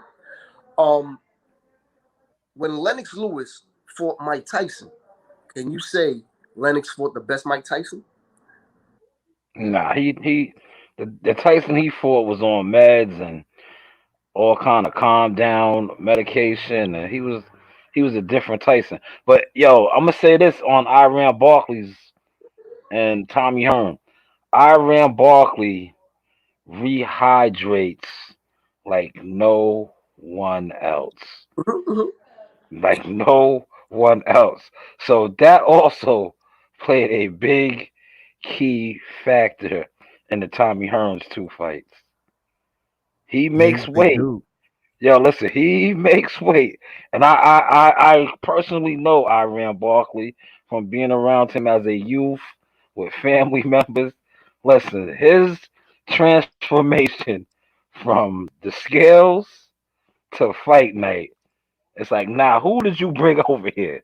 Like, This isn't the guy that hit that scales yesterday. right. Who is this guy tonight? He rehydrates. Yeah, he might be one of the reasons why they be having certain sanctional bodies be having that 10-pound weight limit that you can only bulk up to 10 pounds. Cause Iran Barkley, man, that dude, he put on some weight after a weigh-in, man. And you know, like I said, all said and done, you're 100% correct. But people are always going to say, did he fight, you know, the Tommy Hearns that Sugar Ray Leonard fought? You know, did he fight the Tommy Hearns that Marvelous Marvin Hagler fought? And you got to take that into account when you mention somebody like Sean Porter. And I'm just saying, me and my personal view, I don't appreciate You know, in my personal view, no disrespect to nobody. When somebody says, "Yo, T-Bud smoked Sean Porter," nah, Yeah. no Now, see, disrespect. I'm glad you bringing all that up too, because that's the number one reason why I don't want to see him and Earl Spence fight. Because now, if that fight doesn't go the way like I call them the Spence mites, his cult fan base doesn't want to go, they're gonna say the accidents, the But that's eye injury, the can you alcohol, you blame them? know. Can you blame them and can you blame me for saying that? It's always gonna be an asterisk over certain stuff. Because It's always. to have a detached retina, that just changes your fight game in everything. Yeah. Because I could put it to you like this: you could say to yourself, "I don't care if I go blind during the fight," but your corner's gonna be like, "Yo, my man, maybe you don't care about going blind, but I'm not gonna have that on my conscience. I do, or whatever, and it is what it is." Look, I'm sorry to say, life is life, and it happened to Roy Jones Jr. Roy never got those major, big fights, because there was nobody in middleweight division to give him that. There were no big names. There weren't no big names. You know what I'm saying? And that's why we go with everybody. Why is Sugar Ray Leonard Sugar Ray Leonard? Why is Muhammad Ali Muhammad Ali? And I'm gonna tell you why. It's because of who you fought. It's because of who you fought. Right now, what are people saying about Mike Tyson? People saying about Mike Tyson, he fought when the heavyweight division was weak. You know what I'm saying? How good would Mike Tyson been if he fought in the Lennox Lewis era? You know what I'm saying? And that's what I'm always gonna say, man. You are only judged by who you fought. That's the only way you're going to be judged. Your greatness is on. That's why it's going to be judged. Why do they say that Muhammad Ali is the greatest? The reason why they say Muhammad Ali is greatest is because he fought in the best era of the heavyweight division in the history of the heavyweight division. That's why he's the best. You know what I'm saying? People argue, no, Floyd's the best. No, it's Muhammad Ali. It's Muhammad Ali because of his opposition. You know what I'm saying? A real historian is not going to go by your talent. A real historian is not going to measure you by your talent. A real historian is going to measure you, well, who'd you beat? And who did you lose to? You know what I'm saying? Because the only way your skills can be tested is when you fight the best of the best. And Roy didn't have those dance partners. This is where I come with Bud. With Bud, when he fought Sean Porter, there's going to be an asterisk there. Only the diehard fans are going to see that. The casuals are going to say, "Yo, he smoked Sean Porter." They don't know their head from their ass. Now, if he fights Bud, right? I'm sorry. If Bud fights Sean Porter, there's going to be an asterisk there, because people like me are going to be like, "Yo, my man had a attached retina. Okay, he likes hitting the source, and he cheated death." You're coming back a different individual. Now, people could argue that, that's bullshit, whatever. Hey, listen, if you see that accident, you're just like, something got to be wrong with you. Unless you're the Bionic Man or Superman, you're coming out of there with something wrong with you. Either PTSD or something. You have to. You know what I'm saying? The way your body's built, your body can't take that. You know what I mean? In order for Bud, and I'm going out right now, and I'm gonna put it out there. In order for Bud to be the man that everybody says he is, here we go. I'm going with it. He got to beat, or losing a great fight to Tank, T.O., right? Tank, T.O. Devin is not going to be a big fight because just the way Devin Haney's style. I don't know what Ryan Garcia is going to do because he's a basket case, he a head case, But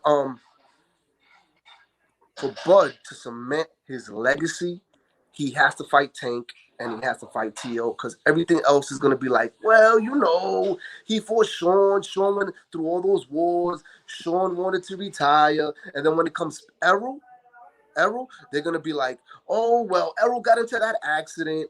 Errol had the torn retina. You see, here we come with the casuals. What the fuck? Is he drunk? Whatever.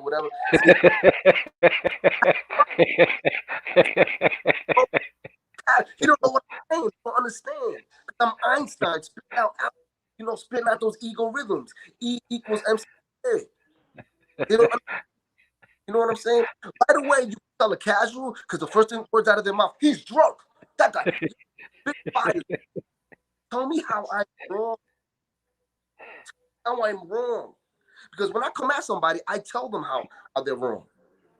Yeah. How can anybody deny that Errol Spence has a detached retina? Can we deny that? Not at all. You can't. And he showed his medical reports. Remember that when he And you don't showed his medical reports. and you don't think that changes a man? It does. It does. But listen, let me ask you this: Mhm. what if? Because I seen reports that Bud might be going up. He might go up and fight Big Charlo at 154. Jamel, not Big Charlo, Big but Charlo Jamel. or Gennady? Huge, Jamel. He might fight huge, Jamel huge. That's at huge. 154. That'd be a huge fight, real Huge, big fight. huge. Right then and there, there's nothing for suckers like me to make excuses. Once again, I'll say suckers like me to Nah, make nah. He said, yeah. He says, can you see the comment? He says, I was calling Spencer drunk. Hold on, let me pull it up. He wasn't saying you was drunk. He said he was calling Spencer drunk. It's covered yo, up now. Can you see it? Hold on. emotional, man. Yo, I walk. The yellow school bus comes to pick me up, and when I leave my house, I gotta wear a helmet. Can you see it? Can you see the comment? He said My bad. he was calling My bad. Spencer drunk. Damn, another person that wants to beat me up, Nah, yo, listen, Spencer ain't a drunk. He just likes to have a sip or two. and he calls it. Oh man, Look at what we're saying. All What the he's sipping on that gas. all yeah. all the possibilities are out there for Bud, and it doesn't have to be Spence because people are gonna talk junk like me. Oh, yeah. People, Well, yeah. Listen. How do you feel about this? Not to cut you off or nothing, right? Because you know he also has the Josh Taylor fight. He got. How do I they tell say? I tell Yeah. everybody Yeah. The Josh Taylor fight is bigger than the Spence fight. If you really know Yeah. about boxing, the Josh Taylor fight is bigger than the Spence fight. What I feel Bud should have done, Bud should have told. Hold up, Cruz. Excuse me. So what makes it bigger? Just the fact that Spence has 2 belts and Josh Taylor's undisputed, Now I'm or gonna tell you why.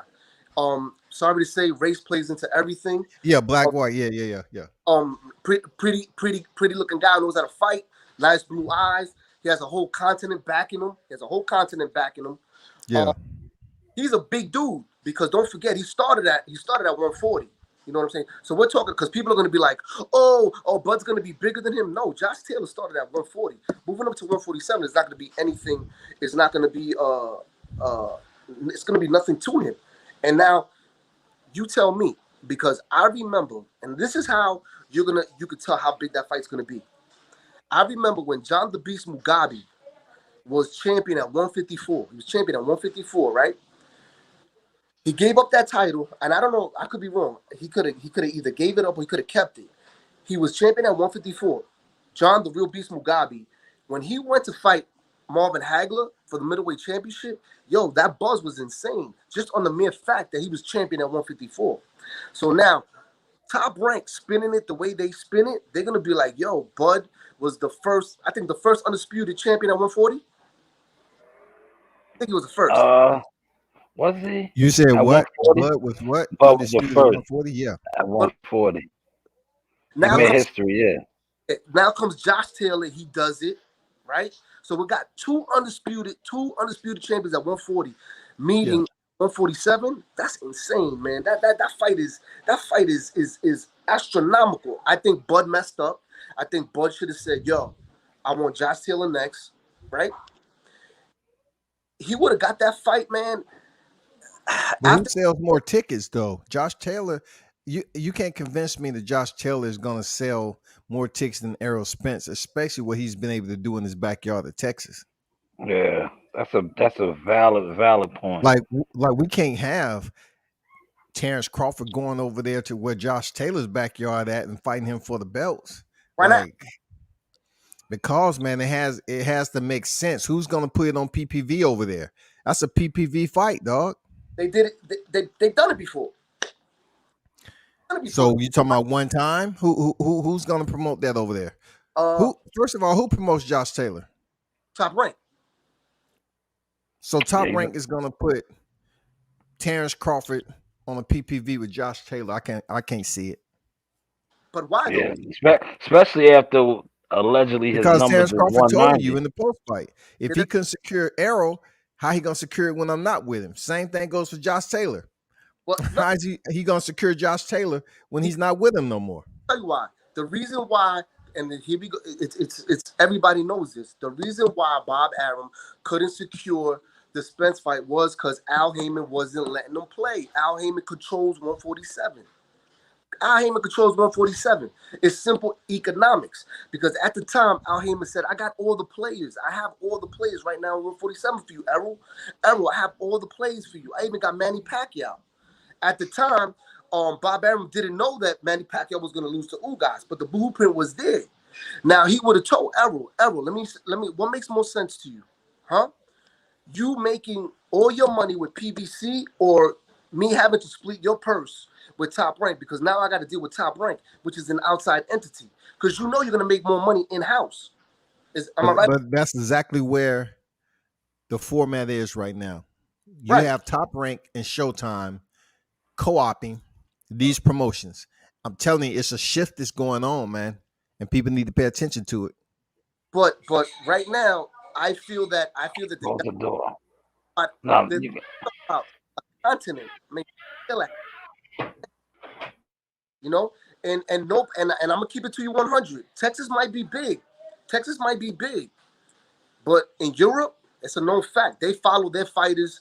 They're a lot more hungry to follow their fighters than in the USA. It's a fact. It's a fact. And I'll give you the numbers. When Frank Bruno fought Mike Tyson, those numbers were through the roof. Frank Bruno was so huge that they put him to fight Lennox Lewis, and he was already washed up, and those numbers were through the roof. You know what I'm saying? That's why Tyson Fury, you know, they did the numbers that they did. It was because of Tyson Fury, because of that continent. In Europe, I mean, this guy said it best from the zone, Eddie Hearns. He goes, yo, in Europe, man, they come as soon as the doors open. They're already there for the first fight, getting drunk. By the time the main event is, they're already inebriated. In Europe, they follow their fighters to the end. That Josh Taylor fight, man, you know, it would have been a huge fight. And the way that Bob Arum spent things, man, you know, it would have been great. And look at Josh Taylor's pedigree. If you know, people are gonna argue. He got a better pedigree than Bud. He beat Progress, undefeated fighter. Barenchek, what's his name? Barenchek? Ivan Barenchek. But yeah. He beat it. You know what I'm saying? He beat all these undefeated fighters. So there's gonna be a lot of hype, man. You know what I'm saying? And look at the way they treated Josh Taylor. They treated Top Rank was treating Josh Taylor like royalty. Maybe they don't want to make that fight. Maybe Bob don't want to make that fight because he knows he's gonna make more money with Josh Taylor, and he don't want Bud busting his ass. Bud will bust his ass. Huh? That's a valid point. That's a valid point as far as the money that he can make with Josh Taylor and not letting Bud slaughter him. You know what I'm saying? But I think Bud is just in a great position right now with not having a promoter and with MTK Global as somewhat of an advisor and him with Terrence Bud Promotions or, you know, Bud Promotions. He has options now. He has so many options, it's not even funny. Right now, his legacy is not cemented on Errol Spence. Like you said, Charlo, huge fight. That fight is huge. With Teofimo Lopez, huge fight. Tank Davis, to me, in my eyes, Tank Davis versus Bud is bigger than Spence. Let me ask you this. You see the way the Mayweather Promotions move him. Do you see them attempting to make that fight? Sooner or later, they're gonna have to do something with Gervonta. They're gonna have to. You know, the public is gonna demand it because on a regular platform, Gervonta Davis should not be at pay-per-view. You know what I'm saying? He doesn't have that many fights. You know, he got more pay-per-views than Teofimo Lopez. And Yeah, Teofimo, Teofimo don't got one yet. yeah. And how many does Gervonta Davis have? I mean, listen, This is about to be his third, I think. He's going on his third. and that's He had all. Leo Santa Cruz, Yep. Barrios, and now this one. Yeah, this is his third. So now, as the consumers are going to be like, "Yo, Floyd, we tired of this, man. You're going to have to step this guy up. You're either going to have to step him up. You know what I'm saying? Or he's going to have to fight on the free networks, on Showtime or whatever, because we're not paying for this shit no more. He ain't Mike Tyson. Yeah. You know. So you know, I just think that the world is there. The world is for the taking for Bud. You know, and honestly, man, I'm gonna keep it 100, man. He don't need Errol. He don't need him. That's what he said. That's what Bud said too.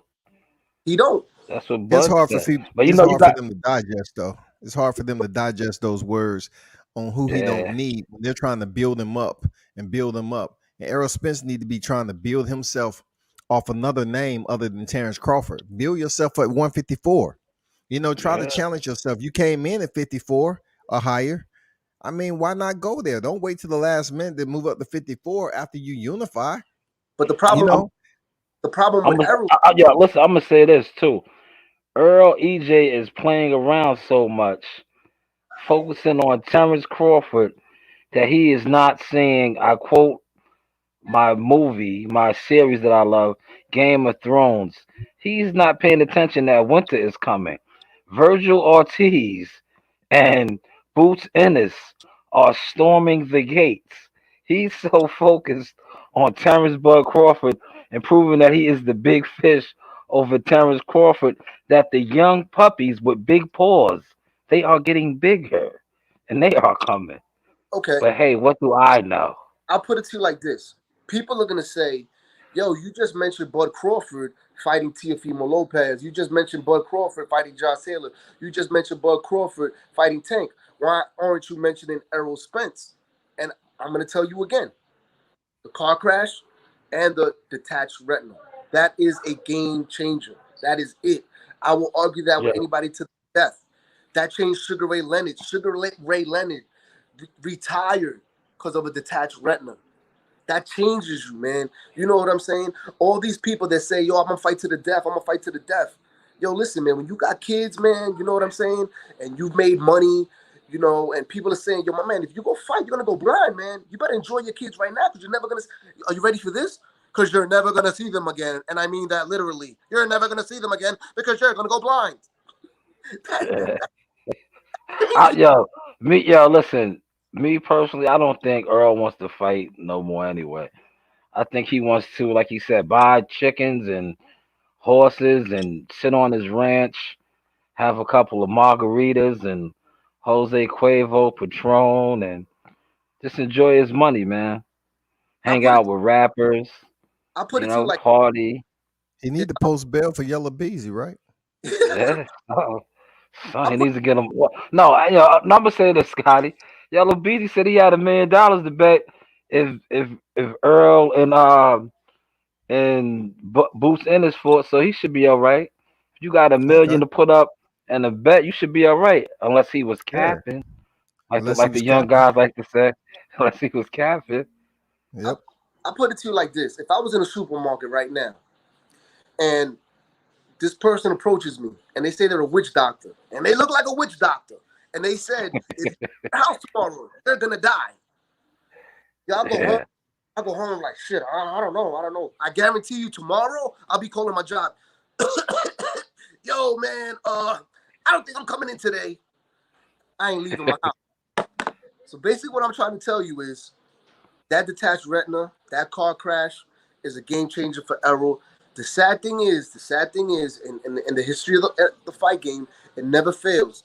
He might retire. He might not fight.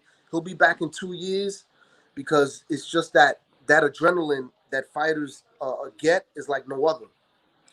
And I just hope, I really do wish him the best. But I personally feel in my heart of hearts, I don't think Errol will ever be the same. That car crash, I mean, he has to wake up in the morning saying, "Oh shit, my back hurts." I mean, something. Yeah, he just to me personally, being around fighters and being in the gym, he just doesn't come off as a confident fighter no more to me. That's just me personally. Since when? He just doesn't come off as a confident fighter Since when?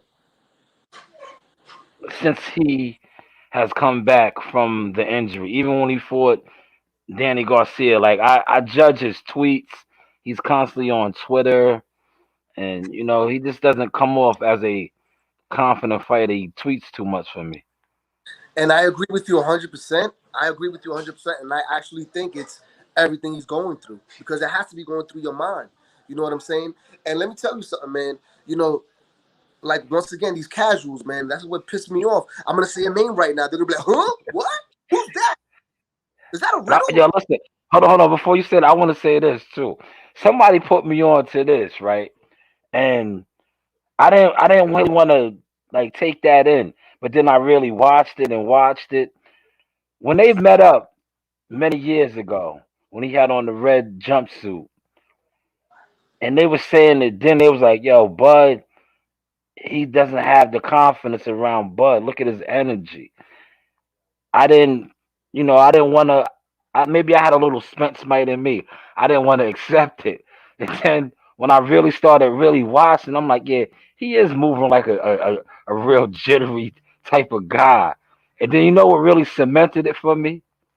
What really cemented it for me was this past Saturday when he got up and the fight as if he got his ass whooped.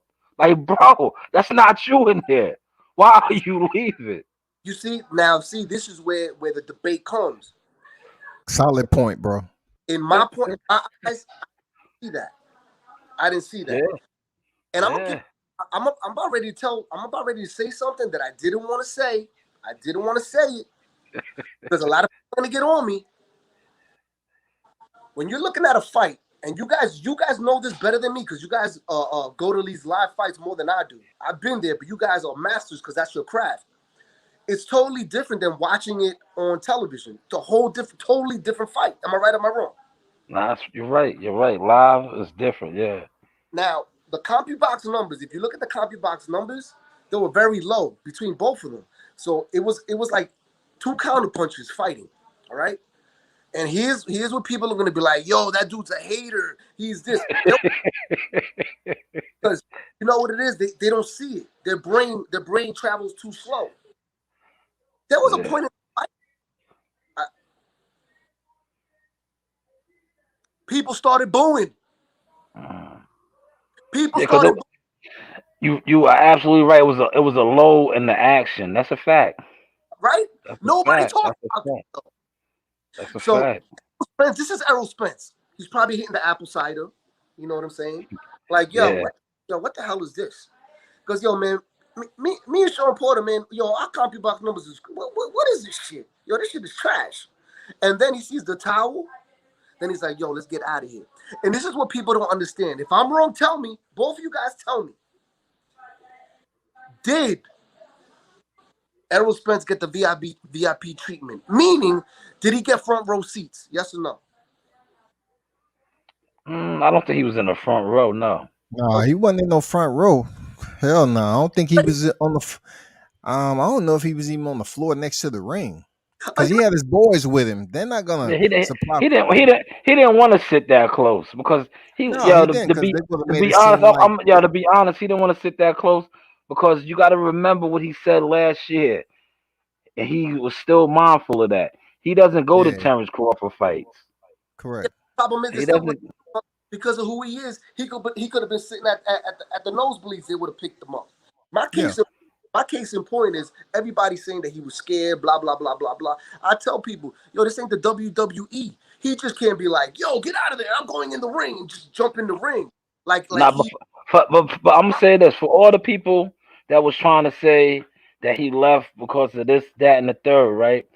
Because Sean Porter's a PBC fighter and that's why he left. He didn't leave when Caleb Plant got knocked out. He's a PBC fighter. But I'm gonna tell you how I feel he left. He was like, "Yo, this is trash. Throwing in the towel was that was questionable. That's trash." And are you ready for this? Yo, we gotta leave with everybody else. How long is it gonna take us to get the hell out of here? Because yo, I'm not getting the Magic Johnson treatment, and I'm not getting the Barkley treatment. I gotta leave with everybody else. Let's get the hell out of here. Because I'm gonna ask you this. Now, does Magic Johnson, when he goes to fights, and Dave Chappelle, do they exit with everybody else? No. Yeah, I seen Dave Chappelle at the Barclays Center leave after the fights was over. Yeah, he left with everybody. With everybody. But see, the Barclays Center they got like the VIP entrance, right? Where you skate out at Right. Mandolin Bay. When you're sitting that low to the floor, you actually got to walk up like this and out. So well, he did a leave little with everybody different. else. Exited the building where everybody else was exited. But it didn't matter when he left. You see, when he left, regardless of when he left, they followed him. The paparazzis, right. You know, like the Blue Bloods, the Ellie Sportses. So he had the people following regardless. So it did. Me personally, I just think it looked at suspect, man. Now like you said, dog, you didn't fight. Why are you leaving? You didn't get beat up. Nah, You because know what I'm saying? it's the dog in him. The dog in him is probably like, yo, this fight was trash. All right. The towel was questionable because everybody was like, yo, look at his face. He's scared. No, he had a look of disgust. Like, yo, what the hell is this shit? Don't forget, these guys are lions. They're lions. You know what I'm saying? You know, he's not going to be applauding, hey, great fight. No, he's measuring it to when he fought. He's measuring it to what he's like, yo, this shit is he's not. That you brought up a great point because I'm glad you said that. Because you're right. When he dropped Porter got up and finished the round strong. When Bud dropped Porter, Bud dropped him again. And then his father threw in the towel. So you are right about that. So maybe Earl was a little salty. Maybe he did have an extra bag of peanuts from his drink that he had. And then he was like, "Yo, I gotta leave with everybody." He probably didn't want nobody pressing him. He's like, "Yo, I'm not in the mood for this." Cause he did. Like I didn't see him looking scared. He just had the salty hater look on his face. Like, dog, why are you mad? Why are you? But the crazy thing is, what pisses me off, you got dudes on podcasts for likes and for entertainment value saying he was scared. I'm like, are you crazy? Yeah. That's a lot. I just think he looked at suspect. He looked at like a hater. He looked at sour. Like dog, this isn't your fight. Why are you mad? Is Sean Porter your man? Like he got up. Like the reaction that he gave me is like, you know, growing up and it's your boy and he gets beat up and it's your boy, so you're mad because your boy got beat up and he's always with you. That's the vibe he gave me. Like, yo, why you beat my man up like that? You know what I'm saying? Like he just gave that salty vibe. Like, yo, Sean's not even your man. Why are you mad? You know what the crazy thing is? I didn't see it that way. I think Errol was like, yo, this fight is trash. I think Errol was like, yo, this shit is trash, bro. And his father threw in the towel. Man, let's get the hell out of here, man. This ain't up to my level. This ain't my level. This is trash. But at the end of the day, that's opinions, man. And you know what? Opinions are what keep things relevant. You know what I'm saying? It keeps people talking. Absolutely. He said he knows he can't do shit with Bud. Wow. The people are speaking. Maybe now with one eye. I mean, you know, at the end of the day, him is one-eyed Willie right now. You know, and it's kind of messed up. Those are like like Curtis Blow said, these are the breaks. You know what I'm saying? Yeah. I'll give you a perfect scenario. All right.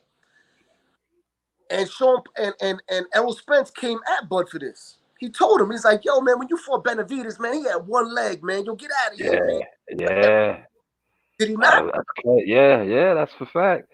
And how did Benavidez have one leg? What happened to Benavidez? Then he got shot, right? Yeah, shot in his knee. There you go. So he was out here acting like a dummy and got caught up, right? Yeah. And now the same thing happened to Errol. He got caught out here acting like a dummy. So now a lot of people will always say, yo, listen, man, Benavidez was definitely going to take that L with Bud. But I'm telling you right now, if Benavidez would have had two good legs, it would have been a better fight. You cannot take that, and that's why I try to tell people, man. You act like you don't see things in the news, like you know what I'm saying. An old lady who's 80 years old, you know, she falls down a flight of stairs. She's not getting up. Shit, that was energizing. I feel great. No, she's going to the hospital. He said he been calling Spence out for 5 years. Make it make sense. That's a fact, man. Get a belt. He said get a belt. He got a belt. We go. It goes back to people not understanding the game. There was no need for Spence. There was no need for Spence to fight Bud. He owned the bag. Al Heyman gave him the bag and said, "Yo, this is your bag, son. This is a monopoly. We're running the table." You know what I'm saying? Why do you want to go fight Bud? You're gonna have to share more money with him. It's kind of I mean, you know what it is too. I just think all of the protection, the narrative videos, you know, that whole he had like a shell around him as far as, you know, every time the fight wasn't made, the narrative would always be in his favor as to, oh, Bud doesn't want to make the fight, you know, he's on that side, this, that, and the third. So he might have got a little comfortable. You know what hurt? He might have got comfortable. I'm gonna tell you what threw the monkey wrench in this whole thing. What threw the monkey wrench in this whole thing was Manny Pacquiao. That was through the whole, because Errol had the blueprint. Errol was like, yo, Al Heyman's like, yo, I'm gonna give you Sean Porter, I'm gonna give you Danny Garcia, I'm gonna give you Danny Garcia, I'm gonna give you Mikey Garcia, and guess what, baby? Guess what? I'm gonna give you the cash cow, Manny Pacquiao. And yo, anybody with any type of sense is gonna be like, I don't need Bud. Because let me ask you a question. Where's Errol Spence going to make more money? With Manny Pacquiao or with T-Bud Crawford? Yeah. Manny he was set to make it. He was set to make his highest payday for that fight, but right, and it didn't work out. Yeah. Yo, like yo, back You in the said day. it. Yeah, you said it. Curtis blow. These are the breaks. Break it up. Break it up. Break it up. When you were playing Pac-Man and you lost, what? You know what I'm saying? Yep, yeah, it just didn't happen, man. Unfortunately, it be like that sometimes, man. But Al Heyman had everything set up for Errol Spence, but that's what people just take a step back. My people. Let me ask you this, right? Do you think they kind of fed up with him? Because why aren't they giving him Ugas? You talk about Errol Spence? Yeah. Because they're worried. They're worried. What they you honestly think Ugas could beat him? Right now, you don't know what you're getting. Right now, they're worried. I think they're treating Errol Spence with kid gloves because don't forget, man, it doesn't matter who the hell Ugas beats. You can't promote him. So you think by Ugas knocking off Manny Pacquiao, it kind of scared them to give him a Spence fight? They're just probably like the risk doesn't match the reward. The risk doesn't match the reward. It doesn't. And guess what? If Ugas beats Spence, and I'm not just saying it for Bud. I said for anybody who beats Spence, is always going to have that asterisk. You know what I'm saying? Yeah. You know, and I only asked you that because I was talking to somebody, and I don't want to disclose who it was, but that's what they was alluding to, that they are trying to keep Ugas away from him because they think Ugas has a chance to knocking him off. And I was like, for real? I'm like, you really think he doesn't have it like that anymore? Ugas is that like, yo. Ugas is that dog. You gotta understand something, man. Ugas has one of the best trainers in the game. Salas, I don't even know how to Salas. Yeah, the Cuban dude. That dude is no joke, man. Yo, Ugas comes from that old school Cuban. You know what I'm saying? You know. Yeah. Now he comes from the elite. Yes. Elite Cuban amateur. They call it amateur, but professional boxing ranks over there. And you can't promote Ugas. Ugas can't promote it. You know what I'm saying? He doesn't speak English. He doesn't have that knockout power. You know, he doesn't have that knockout power. It's only the diehards You know what I'm saying? It's only the diehards that are gonna follow Ugas, but all the money is made with casuals. Damn, yeah, that's crazy. You know what I'm saying? And the casuals ain't gonna follow in Ugas. You know, look how long it took Manny Pacquiao, because a lot of people are just dumb. People think that just Floyd Mayweather just became Floyd Mayweather. You know how long it took Floyd to be who he was? Oh, forever. It took him to beat De La Hoya. There That's you when go. he really came out of the shell And that after was, he beat De La Hoya. yeah, that was years. You know how many Yeah. was Manny Pacquiao had to be in to finally be the Manny Pacquiao that he was? Yeah, he had Ugas to fight. He had to fight wars with my with guy Morales. Juan, Yeah, Marquez, all of them. He fought. He been in some trenches, man. you know what I'm saying? So Yeah, never gonna happen with Ugas, man. That's never gonna happen. Ugas is too old in the game already. You know what I'm saying? So I yeah, listen, man. I love Spence, man. You know, just as much as I love Bud. I think right now Bud is in a better place.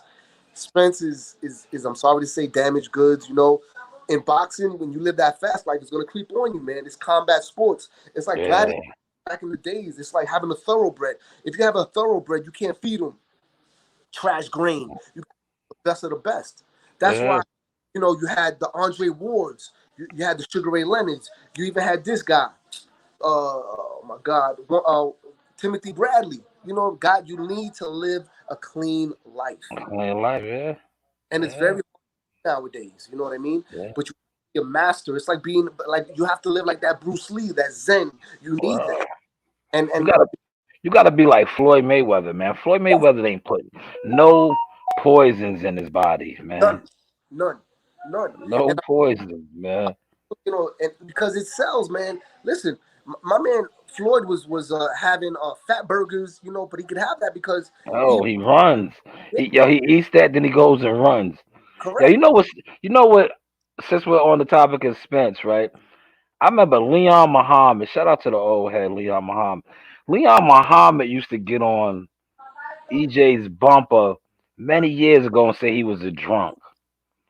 Say Right, he was a drunk for many years ago.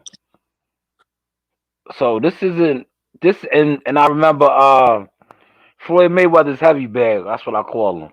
But his former Olympic teammate Nate Jones. and Jones. Nate Jones said it. See, a lot of the Spence mites, that's what I call them, Earl Spence followers, Coke followers, they do not like to discuss that. They don't want to talk about that. But this is not a new topic. Right. This is not a new topic. So he's been drinking for years and years. It just finally caught up to him, man. Where's that video? There's a video where he's somewhere and he's looking at his boy like he was like a piece of ribeye steak. Like he was just looking at him like, yo, you know, when Martin did that comedy, he's like, yo, remember that Martin Yeah. I know crazy? what you're talking about. I know exactly what video you're talking about. That's when I referred to him as Beyonce because he was Beyonce. He was drunk in love. Yo, it was that comedy. My man was like, yo, you remember when we was young? We used to be all up. Yeah, yeah. The water be dripping all over your body. They was down at the creek, and the water was dripping all over his body. You know what I'm Yeah, man. But see, listen, that's the sad thing, though, man. Earl Spencer's fans get upset at you when you talk about that. But this is all facts, man. These are all facts, man. saying? That's why I'm saying, and listen, that's what people don't understand. Oh, you're right. No, I love all fighters, man. I love all fighters. You know, that's why I'm saying if Bud beats Oh, Spence, there's gonna be a whole bunch of question marks, man. well, that's why I do not want to see the fight, man. You As a see, as a as a person that I remember the old Spence, man. That's why I don't want to see. I don't want to see this Spence get beat up if it doesn't go his way. Because I remember the old Spence, the one that was, like hungry, the one that was calling out the Thurmans, that was the boogeyman. I don't know Uncle Rufus, Uncle Leotis that shows up to the barbecues drunk and somebody kicks him in his ass and he falls over. I don't want to see that guy, man. I'm gonna kick it to the casuals, man. A lot of casuals don't know who Michael Olajide is. You know what I'm saying? Yeah. Michael Olajide was he was a middleweight fighter, and he had a lot of buzz in New York City. A lot of buzz. There was a lot of hype. He was originally from Canada, comes to New York City, starts getting into like the modeling. He was a pretty boy dude, and he had a huge fight. As a matter of fact, I saw Iran Barkley, and I thanked him for that because he had New York City was on lock. It was Michael Olajide versus Iran Barkley. All right. Michael Olajide lived in Manhattan. Iran Barkley was from the Bronx, and it was a buzz. It was a huge buzz, man. Everybody in New York was talking about that fight because they took Michael Olajide as an adopted son. Iran Barkley was like, "Yo, I'm gonna bash your pretty face in, man. You ain't from New York, man. You an outsider." It was a huge fight. Make a long story short, Iran Barkley knocked out Michael Olajide. Michael Olajide kept fighting, had a detached retina, and guess what? Now he has a patch in his eye. Blind. He's blind. Blind. Yeah. And it that's gonna change the fight, man. And that's what I want these people to understand. I'm not hating on Bud. I'm not making excuses with Spence. But it's crazy, man, when somebody tells you, listen, man, you can't do what you love anymore. And if you do it, you might go blind. A lot of people be like, because you got a lot of dumb people out here be like, I'll go blind. I mean, shut up, man. Just shut up. It's not worth it. Just shut up. Like a lot of people will be, Deontay Wilder, I'll die in that ring. Let the Grim Reaper come visit his ass and be like, yo, tomorrow when you fight Fury, you want to die? You're going to die. I'm going to come see you. I guarantee you, Deontay Wilder's be like, yo, I can't fight tomorrow. I got COVID.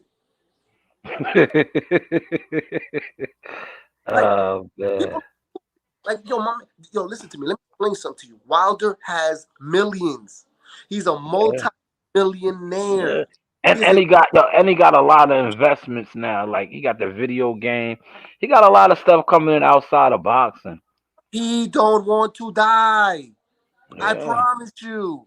He could say it. He could really mean it. But when the Grim Reaper comes with that thing, I don't even know what what's that, for corn or something? I don't even know what the hell with that big robe. Oh yeah. No, I was just playing. Stop. I was just kidding. I was bullshitting. People die. That's a fact. Errol Spence does not want to go blind. Errol Spence does not want to die. I guarantee you, Errol Spence is like, yo, if you see me getting hit in that eye a lot, stop the fight. Yeah. You know what I'm saying? Yo, somebody else alluded to the fact of that too. That I think it might have been Bob Aaron. It was somebody like. You got all these goofy reporters reporting, but we don't really actually know how good he really is. Like you keep saying, man. That's a valid point, man. And I hate to use this guy as an example, right? So I'm gonna use two people. Abner Mares hasn't fought since he's saying an injury like that. And if you watch the broadcasts that he does, he frequents the dark sunglasses. Yo, Sugar Ray Leonard, right? Yeah. Had that same injury. How many years did he take off? Yo, I'm gonna put it to you like this. I should know this, but his name don't click right now. Who's the guy that beat the crap out of Miguel Cotto with the loaded gloves? Then Sugar Shane Mosley caught it. You talking about my man? That's my man. He was just at the fight out there in California. Talking about oh my God, what is his name? Give me 2 seconds, man. He fought Mosley too. Mosley stopped him. Mosley stopped him. It's gonna come to me. He beat Margarita. Yo, Margarita. Yeah. He did my man. He did my man dirty. He had the cast on. He went out there. He went out there with the silly putty cast on. Margarita. Margarito's eye. Yeah. Yo, he belongs in a horror movie, bro. Yeah. He got permanently disfigured, man. Yeah, man. He should have got locked up for that, yo. Word. Yo, remember when Panama did that, man? Rest in peace to Panama. Remember when he took the cushion out the gut, and my man died, man. He He Bullshit. that kid had a promising career and never Bullshit. recovered from that, man. He's Louis still in the book. Trinidad. Louis, Yeah, Louis Trinidad. no, it's not Trinidad. Louis, It ain't Trinidad. that's with a It's C. Louis something though. Delgado. Is it Delgado? It's something. I know what you man. That was sad, man. He never recovered from that either. Louis Resto. Yeah, Louis Resto. He went to jail. He went to jail. He went to jail. But Yeah, you know what? That's that's another. crazy. Yo, you That's see, a, yo, he went to jail as a professional prize fighter, and then he lost his license and can never fight again. It's like they really killed him, man. they It did. was it wasn't bad enough that they sent him to jail. When he came home after paying his debt to society, they never allowed him to fight again. And you know what's crazy? I'm gonna tell you what's crazy. A lot of people don't know this. It could be argued whether Louis Resto and listen, man. I mean, no disrespect, because I'm really touching a sensitive topic right now. You know, it could be said whether Louis Resto caused his death, because what truly Oh. happened Well, was he was depressed after that, man. started Like, drinking. yeah, he was depressed. Right, started drinking. You know what I'm saying? So I'll put it to you like this, man. Louis Resto, he paid his debt to society, because that's another whole another topic. Because honestly, if he paid his debt to society, it should be the man cheated, but I don't even think he could go to amateur boxing shows. I don't even Yeah, no, think. he was done. They just like blacklisted him. But see, Panama got blacklisted too, but Panama was still eating because he was eating underneath the That, table. Fighters was still training Zab with Judah, him. He just couldn't actually work the corner. correct? Zab Judah. He just couldn't work the corner, the actual corner. But he was He helped. still getting paid. You You know know? who? You know who you should ask? You should ask Clarence McLean. Yeah. Because if I'm not mistaken, Clarence trains at Aaron Davis's gym, and Louis Resto used to train kids out Oh, of that gym. he needs to do a story on that, man. He's sitting on gold. He really does. He's Huh? sitting on gold, man. Hey, but listen, but I'm the bad guy. Yeah, I'm gonna reach out to him, man. He's sitting on gold, man. You got Man, Aaron. listen. You He got should, Aaron. You got Aaron. that would have been an ill video podcast, whatever. Yo, You listen. gotta break your phone on an interview, and man, listen, that is liquid gold right now, man. He could right now. He got Louis Resto, because if I'm not mistaken, Louis Resto trained out of that gym, because he lived Oh man. in a basement. He lived in a basement, like in a room. Yeah, he was living like a crackhead, man. $100. I'll even pay you. I'll even give no Clarence. Man. Yo, Clarence, did you ever watch that documentary, man? He was man, he was living like a third world citizen, man. yeah, That shit yeah. is crazy, yo. They interviewed him again. I forgot where it was. Was it New York One? I forgot where it was. Somebody interviewed him again. And you know what, man? I'll put it to you like this, man. Clarence, I don't want no beef with you, bro. I don't want no beef. I'll, I'll even give Clarence the 100. That's how bad I want to see that interview. Yeah. Give me $100. Yo, give that to Louis Resto. But I'm telling you right now, you know what a gold mine, and Clarence was probably, Oh, well, that's I how, yo, that video will go viral, hold man. on a second. That is Why a gem. What Clarence got to do too is, yo, you at Aaron Davis's gym. Yo, why don't you just interview Aaron Davis on the fight he had with Mark Breland? New York City stopped when Yeah. Mark. That's a lot. You might have to put on your consultant hat and reach out to him, man. Yo, You listen, Mark. just you just gave him two gems. He's sitting, listen, he got two gems, two big ass diamond stud earrings right now. Listen, you got Aaron Davis was from the Bronx, all right, and you have Mark Breland, who was the pretty boy, the golden boy from Brooklyn. Yeah, So yeah. everybody stopped in New York Yeah, he was City. Mark Breland was the golden child, man. Yes, The golden child, man. The yes. golden child, the most highly decorated amateur fighter in New York history. saying that he's the best amateur in United States history. Yeah, and he was the best amateur in the world until Lomachenko.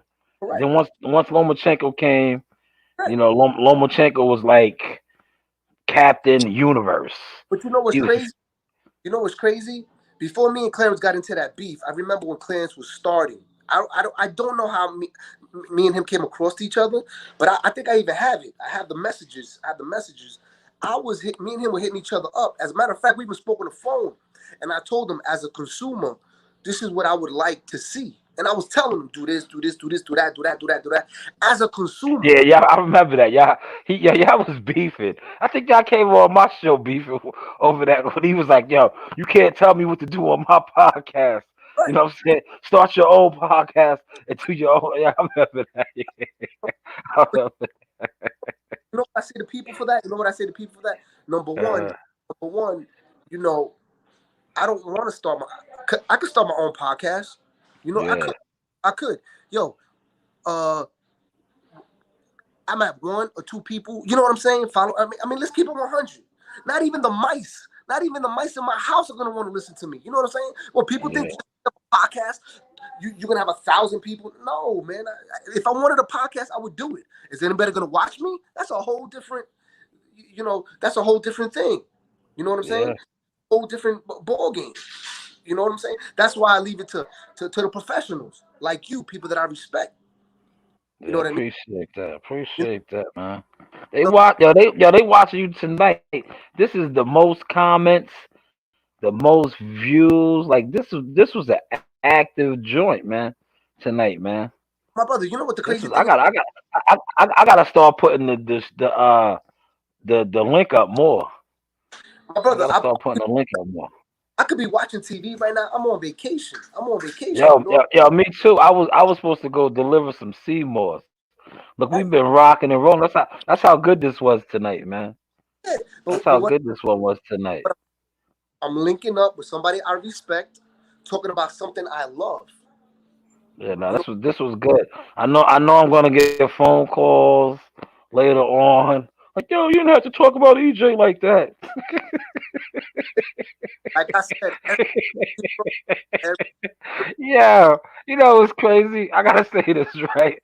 Yo, right at the end of the day, right? Yo, it's like, why do you have to turn a deaf eye and a deaf ear to certain stuff, like a blind eye and a deaf ear to certain stuff, right? It's yo, like, yo, this is the stuff that happens you as know a what we, as a journalist, as a media person. That's what I'm supposed to speak on. you know That's what what I'm supposed to speak on, man. we should have a round table, us 3, me, you, and Clarence, and we should talk about that day. Just Yeah, yo, I'm down for it, man. I'm down for it, yo. promise me, Clarence is gonna keep his hands to himself because I'm a lot older Yeah, than him, and he will get yo, locked that was for assault yo, on a. that was one. Yo, that was one of the best podcasts, yo. Right when I was first starting out, yo, you guys was hilarious.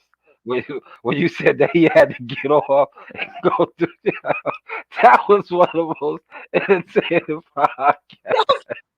Yo, and it caught me off guard because I was like, all right, I was new to this, right? Like opening up the panel, just let people come on. Like I knew him, I knew you. We go to the fights together. We kicked it. So I didn't even know y'all had no prior. What's his name? So it just unfolded, and it was so organic. Yo, it was like it You was good, man. know what? I'm gonna have to like carry like pieces of paper, and people gonna have to sign them and be like, "Yo, promise me there will be no bodily harm come on to me." Okay, I'm an old man. I don't want to get punched in my. You know what I'm saying? Because at the end of the day, that hurts, and I have a very good Yeah. lawyer. Man, that was the best that day, man. I always remember that one. That was the classic one. Tell Clarence, That was to set that up with Aaron Davis because I personally and listen. You know what the crazy yeah. thing? Back in the days, I used to be at Gleason's gym, and I remember. Listen, and I want to know. I don't know if he passed away or not. Aaron Davis's father, his name is Tumbler Davis. Tumbler Davis, Okay. and he used to be managed by Billy Giles. Mm, It was the same manager that managed Hector Camacho. mm. And this is all stuff that Clarence has right there in his hand. Yo, yeah, he got to get on that, man. He got gems, man. I mean, He's sitting on a gold mine gym like that, man. He got a just on the Louis, gym. just on the Louis Resto, just on the Louis Yeah, Resto, you know. And yeah. I'm gonna keep it 100 with you. I'm even, Real boxing people would love that. yo, you know what? I'm even gonna take it a step further. Yo, you know what? What would happen if Clarence set up a GoFundMe page for Louis Resto? What would happen? Yo, he might do something, man. That could be his breakout. You know what I'm saying? I'm just saying. Listen, the guy Yeah. is the guy. Listen, not even people that kill people. You know what I'm saying? I know. Listen, they get a second chance. Yeah, he never got a second chance, man. Ask you a question. It's just, every time I watch that documentary, it just hurt me, yo. Cause it's like, all right, the dude went to jail. Let me ask you a question. Because this was never asked. Maybe Clarence got to be the one to ask it. Why do you think the penalty was so harsh? Yeah, exactly. You know what I'm talking about? Exactly. Yeah, I know. Exactly. You know what I'm saying? Exactly. Exactly. It's like, all right. Y'all stripped him of his livelihood. Yo, he went to jail. He served his debt to society. Yo, murderers, drug dealers come home and are giving a second chance at life. Correct. Here was a professional prize fighter. I'll put it to you like this. Ooh. Let Clarence do the interview. Tell him to set up the GoFundMe page. I'll be the first one to drop 100 for Louis Resto. Wow. We're gonna coordinate that. I'm gonna when I shut this down, I'm gonna direct message him. Hey, listen, and if you get on that. But you shouldn't, then you know what? You jump on it because I need to see it. I want to see it. I want to see it not from HBO's. Yo, that is right there. Yo, that is a gold mine for him, man. I'm gonna press him to do that. Like, yo, bro, you want to get in the media game? That could be your big breakout right there. Another one, I want to know from Aaron Davis's mouth, how big was that fight with him and Mark Breland? What was going on like a week or a month into the come up of that fight? You know what I'm saying? And those are things that, like I said, man, I don't want to speak about another man when the man's not here. Clarence, I don't want him to take the bad, bad way. But once again, I say I'm a consumer. And I would eat that. I want Aaron Davis to be like, yo, how was it going up against the Golden Child? Because not for nothing, they were fighting for all the marbles. They were fighting for the 147-pound championship and the King of New York. Yeah, no, that was a big fight. Come on now, big fight. Aaron Davis is getting his. As he should. Oh, I gotta mute his mic. It's a lot of feedback over there. But that's pop a lot of shit James tried to come in. You can continue. He needs to make that happen, man, because those are, like you said, those are two gems that he has right there. Yo, that's powerful. When we shut this down, I'm gonna end. Matter of fact, I'm bugging. I could do that right now. I'm sitting right here in front of my phone. Listen, see, sometimes I'm still a dinosaur. I can hit him up right now. I just remember that like I'm on the laptop right now. I'm like when I shut this down, let me inbox him now. You know what the crazy thing is? It's so bad out here, man. We don't even know if Louis Resto was eating dog food, man. You know what I'm saying? I know. We don't know that. Yeah, he was doing bad, man, in that documentary. Yeah. I was hoping, like when I watched that documentary, I was hoping his sons was gonna scoop him up, cause his sons was doing good, man. His sons was doing good. I mean, I mean, look, man. I mean, I really don't want to touch it. But you know what? When Emil Griffith killed Benny Perret. Yeah, he never recovered, bro. He never recovered from that, yo. No fact. That's a fact. The reason why, Emil Griffith put that beating on him was because Benny Perret started talking about his, supposedly rumors about his, homosexuality. And gonna make him pay for that. You know what I mean? Yeah.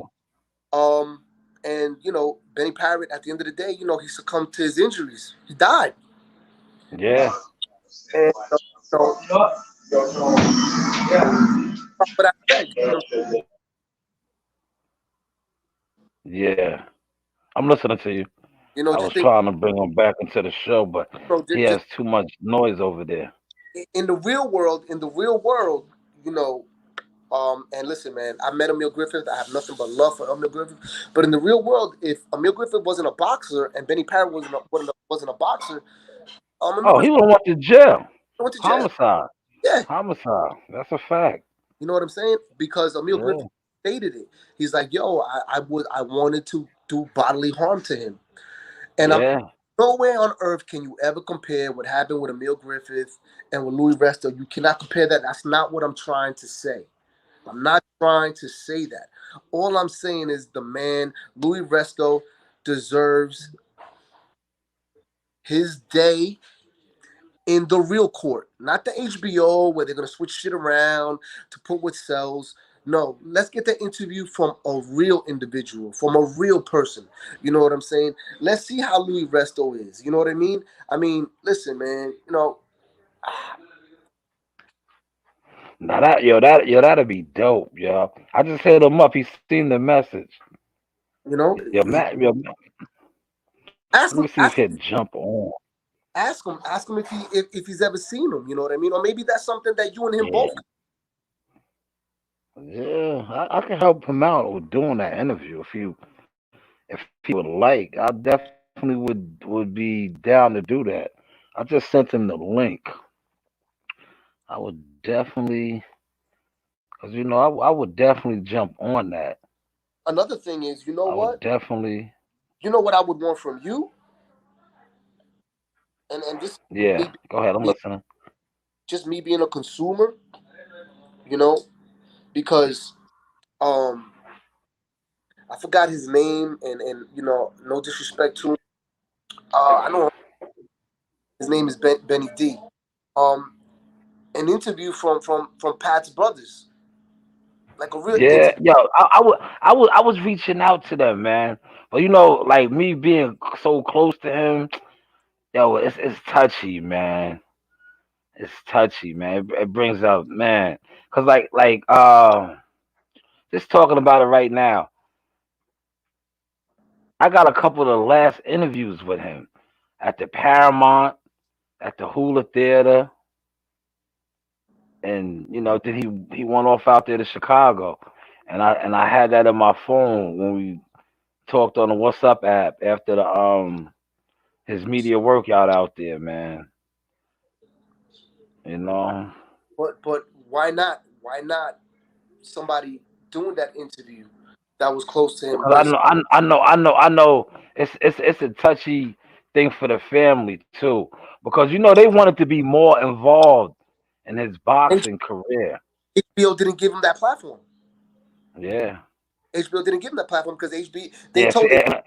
and what's crazy? A lot of people don't know that I know that. Because it's like a lot of stuff with him I really don't like touching on and talking on, speaking on, out of privacy for the family and just privacy for that whole situation. Listen, at the end of the day, the only thing they can say is no, thank you. You know, and Yeah, you're right. between me and you, we know that and between everybody that loved Patrick Day, we know that his name will live on. But you know what? If you have an opportunity to lift that banner even higher and higher, it should be your godly right to do that. You know what I mean? It should be your godly right. Yeah, If it's hard for you to do it and it pains you to do it, maybe you should be the one to do it because you know what? and, HBO at the end of the day, all they wanted to do was yeah, they sucked. you know Even Joe Higgins was mad at that shit, man. They yeah sucked. you know They sucked. And that's another thing. I'm glad you brought that up, right? You see, his fight didn't get stopped, right? hmm His fight didn't get stopped. Now, had his fight got stopped, he probably would still be here. That's why when people talk all that the Sean Porter shit with the father stopping the fight, yo, you never know what's gonna happen. You never know what's gonna happen, yo. right. I mean, listen, um, I really don't want to touch. really much on that horrible night. I guess it's something Yeah. that me and you could talk about off the record because just like I know that people hear things, I heard things. You know what I mean? And there's some tough questions that, as a consumer and as a huge fan of Patrick, I want answered. They're very, very tough questions. I don't know questions, you know what I mean? Yeah. One of the questions is, how much Hold on. Somebody's mic. Somebody. That's not you. Somebody needs to mute their mic. Hold on.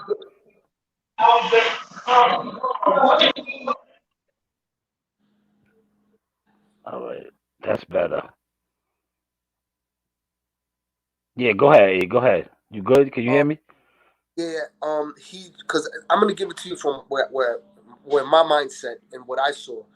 He just finished fighting Bronk Caballo. What the hell? Carlos Adames. He just fought Yeah. Carlos. right. Carlos. Was Yeah. a tough, clean fight.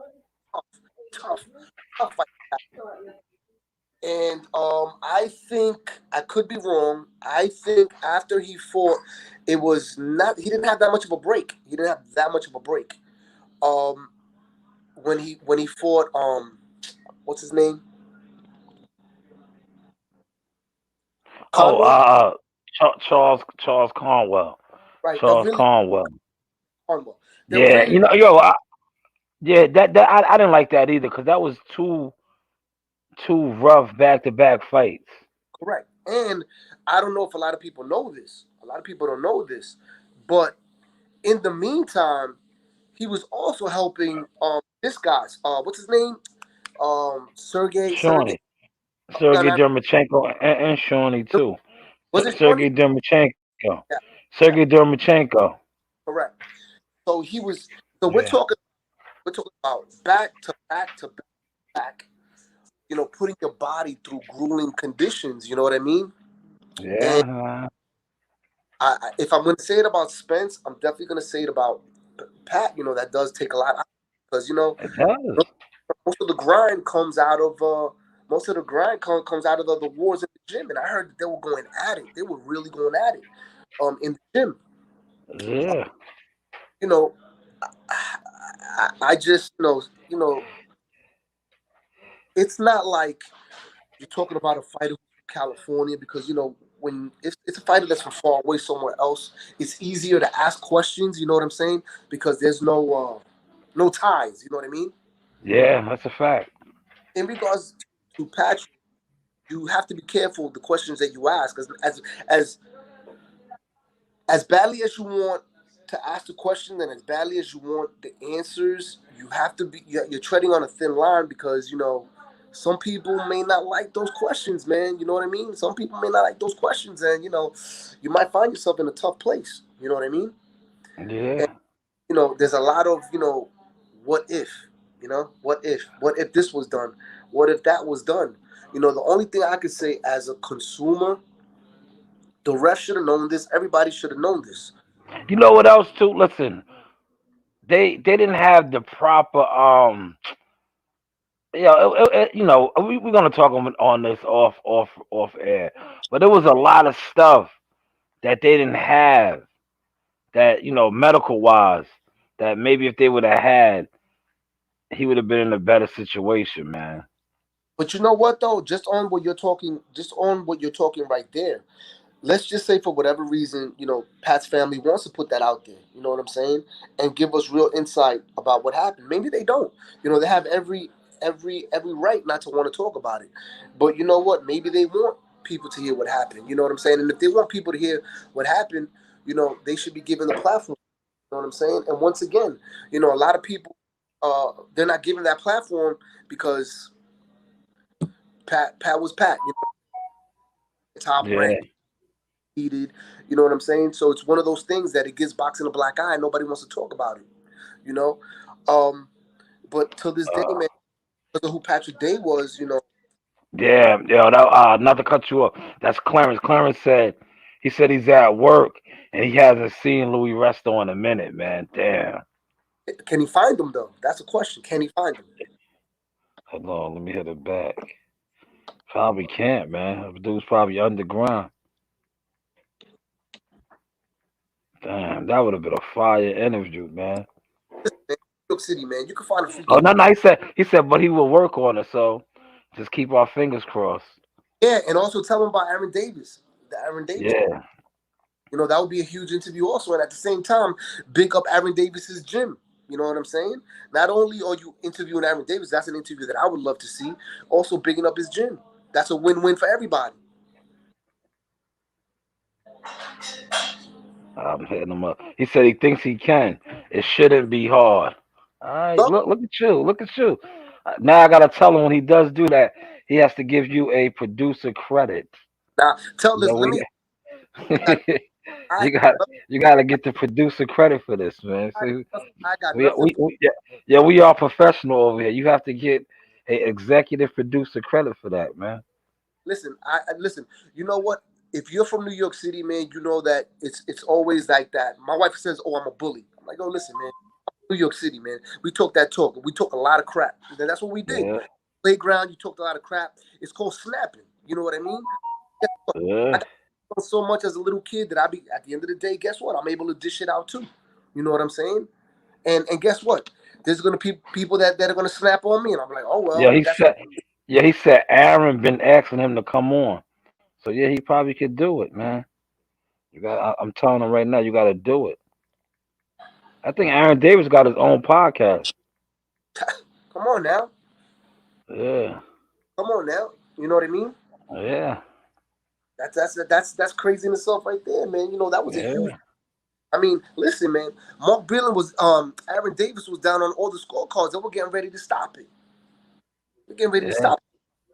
You know, they're getting ready to stop it. And listen, man. I know that these are the tough questions, man. But as a consumer, you know what I want to know? Gotta ask him. You gotta ask him.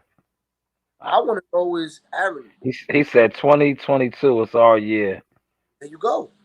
Yep. The tough question. So you're gonna get a producer credit for that. An executive producer credit from I'm Cruz. who I am. I'm that guy in the factory. You gotta get now. You gotta get it. Yeah, you gotta get an executive producer credit, man. I just want to know. Listen, I want to know how much Aaron Davis made for that fight, right? I want to know how much Yeah, Aaron that fight. Where'd the money go? How's he doing? How's everything? Um, who are the sharks? Because there's sharks everywhere. You know, how was it working with Billy Giles, the one who put Hector Camacho on the map? You know what I mean? yeah. No, those are dope questions, man. Listen, if I'm not mistaken, I'm gonna go on the list. Because like I said, when I was young, I used to be in the gym with them. Not kid you not. Okay. They used to have this kid named Pierre Lewis. He Yeah. was featherweight. Kid was no joke. If I'm not mistaken, he got into some legal problems. But if I'm not mistaken, I could be wrong. Tumbler Davis used to spar with I think it was Ali back in the days. Because his father was a professional fighter. Okay. Tumbler Davis was a professional fighter. No, that's dope, man. Yeah. So we definitely gonna work that out. Clarence is blowing me up now. So yeah, you sparked something. That's dope, man. I'm gonna tell you something right now. I remember there was a welterweight on the same level as Aaron Davis at the time. True story. This is a true story. I was a young buck. Gleason's gym. Billy Giles started talking crap about Glenwood, the real Beast Brown. You can look him up. If I'm not mistaken, he died of AIDS. He was talking crap about, and I was there for this. Glenwood, the real Beast Brown, he was talking to him because Aaron Davis and him were like on the same level coming up in New York. And at that time, you were fighting at the Phil Forum. Yeah. Talk about Glenwood, the real Beast Brown. Yo, Glenwood, the real Beast Brown's manager came to Gleason's gym and wanted to bust Billy Giles ass up. And then separate him. Oh, that's boxing, man. Yeah, and I remember like maybe 16 years old, and I was there for that, man. And I'm telling you, man, you know, it was he used to get I put it to you like this. Tell and you can see whether I'm bullshitting or not. Tell Clarence to ask Aaron Davis who did his custom shorts, and he's gonna tell him that it was a guy by the name of Shevlin. Okay. And then I'm gonna hit him up. you're gonna know what the other Shevlin. Yup. Shevlin was a. They used to make gloves. They used to make gloves and everything, and they were big. And Shevlin used to do Aaron Davis's trunks. And as a matter of fact, when Aaron Davis started his career, he was fighting up in Paris. Billy Giles used to take him up in Paris. He was fighting up in Paris. Yeah, we definitely gonna get on that. Terrence is leaving me all type of voice messages now. Look, you just sparked him, man. You sparked him. He's on it now. Yeah, he's on it. He's on it. That's a yeah. He got some gold up there, man. He got to just dig it out, man. He got some gold. How was it that night? How was it? Listen, for me being the consumer, I'll be honest. That's why you gotta. I've been told you guys this. You guys need to do a show. Not even if you don't do a full show, you need to do at least a segment with him. Remember, I told you guys that when you guys had something, man.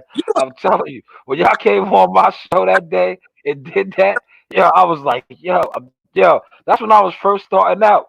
And you know me, I check out the algorithms and all that. That show did numbers, and I was like, these dudes got something, man. Are you ready for this? This is how the show would. I'd be like, yo, Clarence, did you write down what I told you? Did you ask Aaron Davis? Nah. That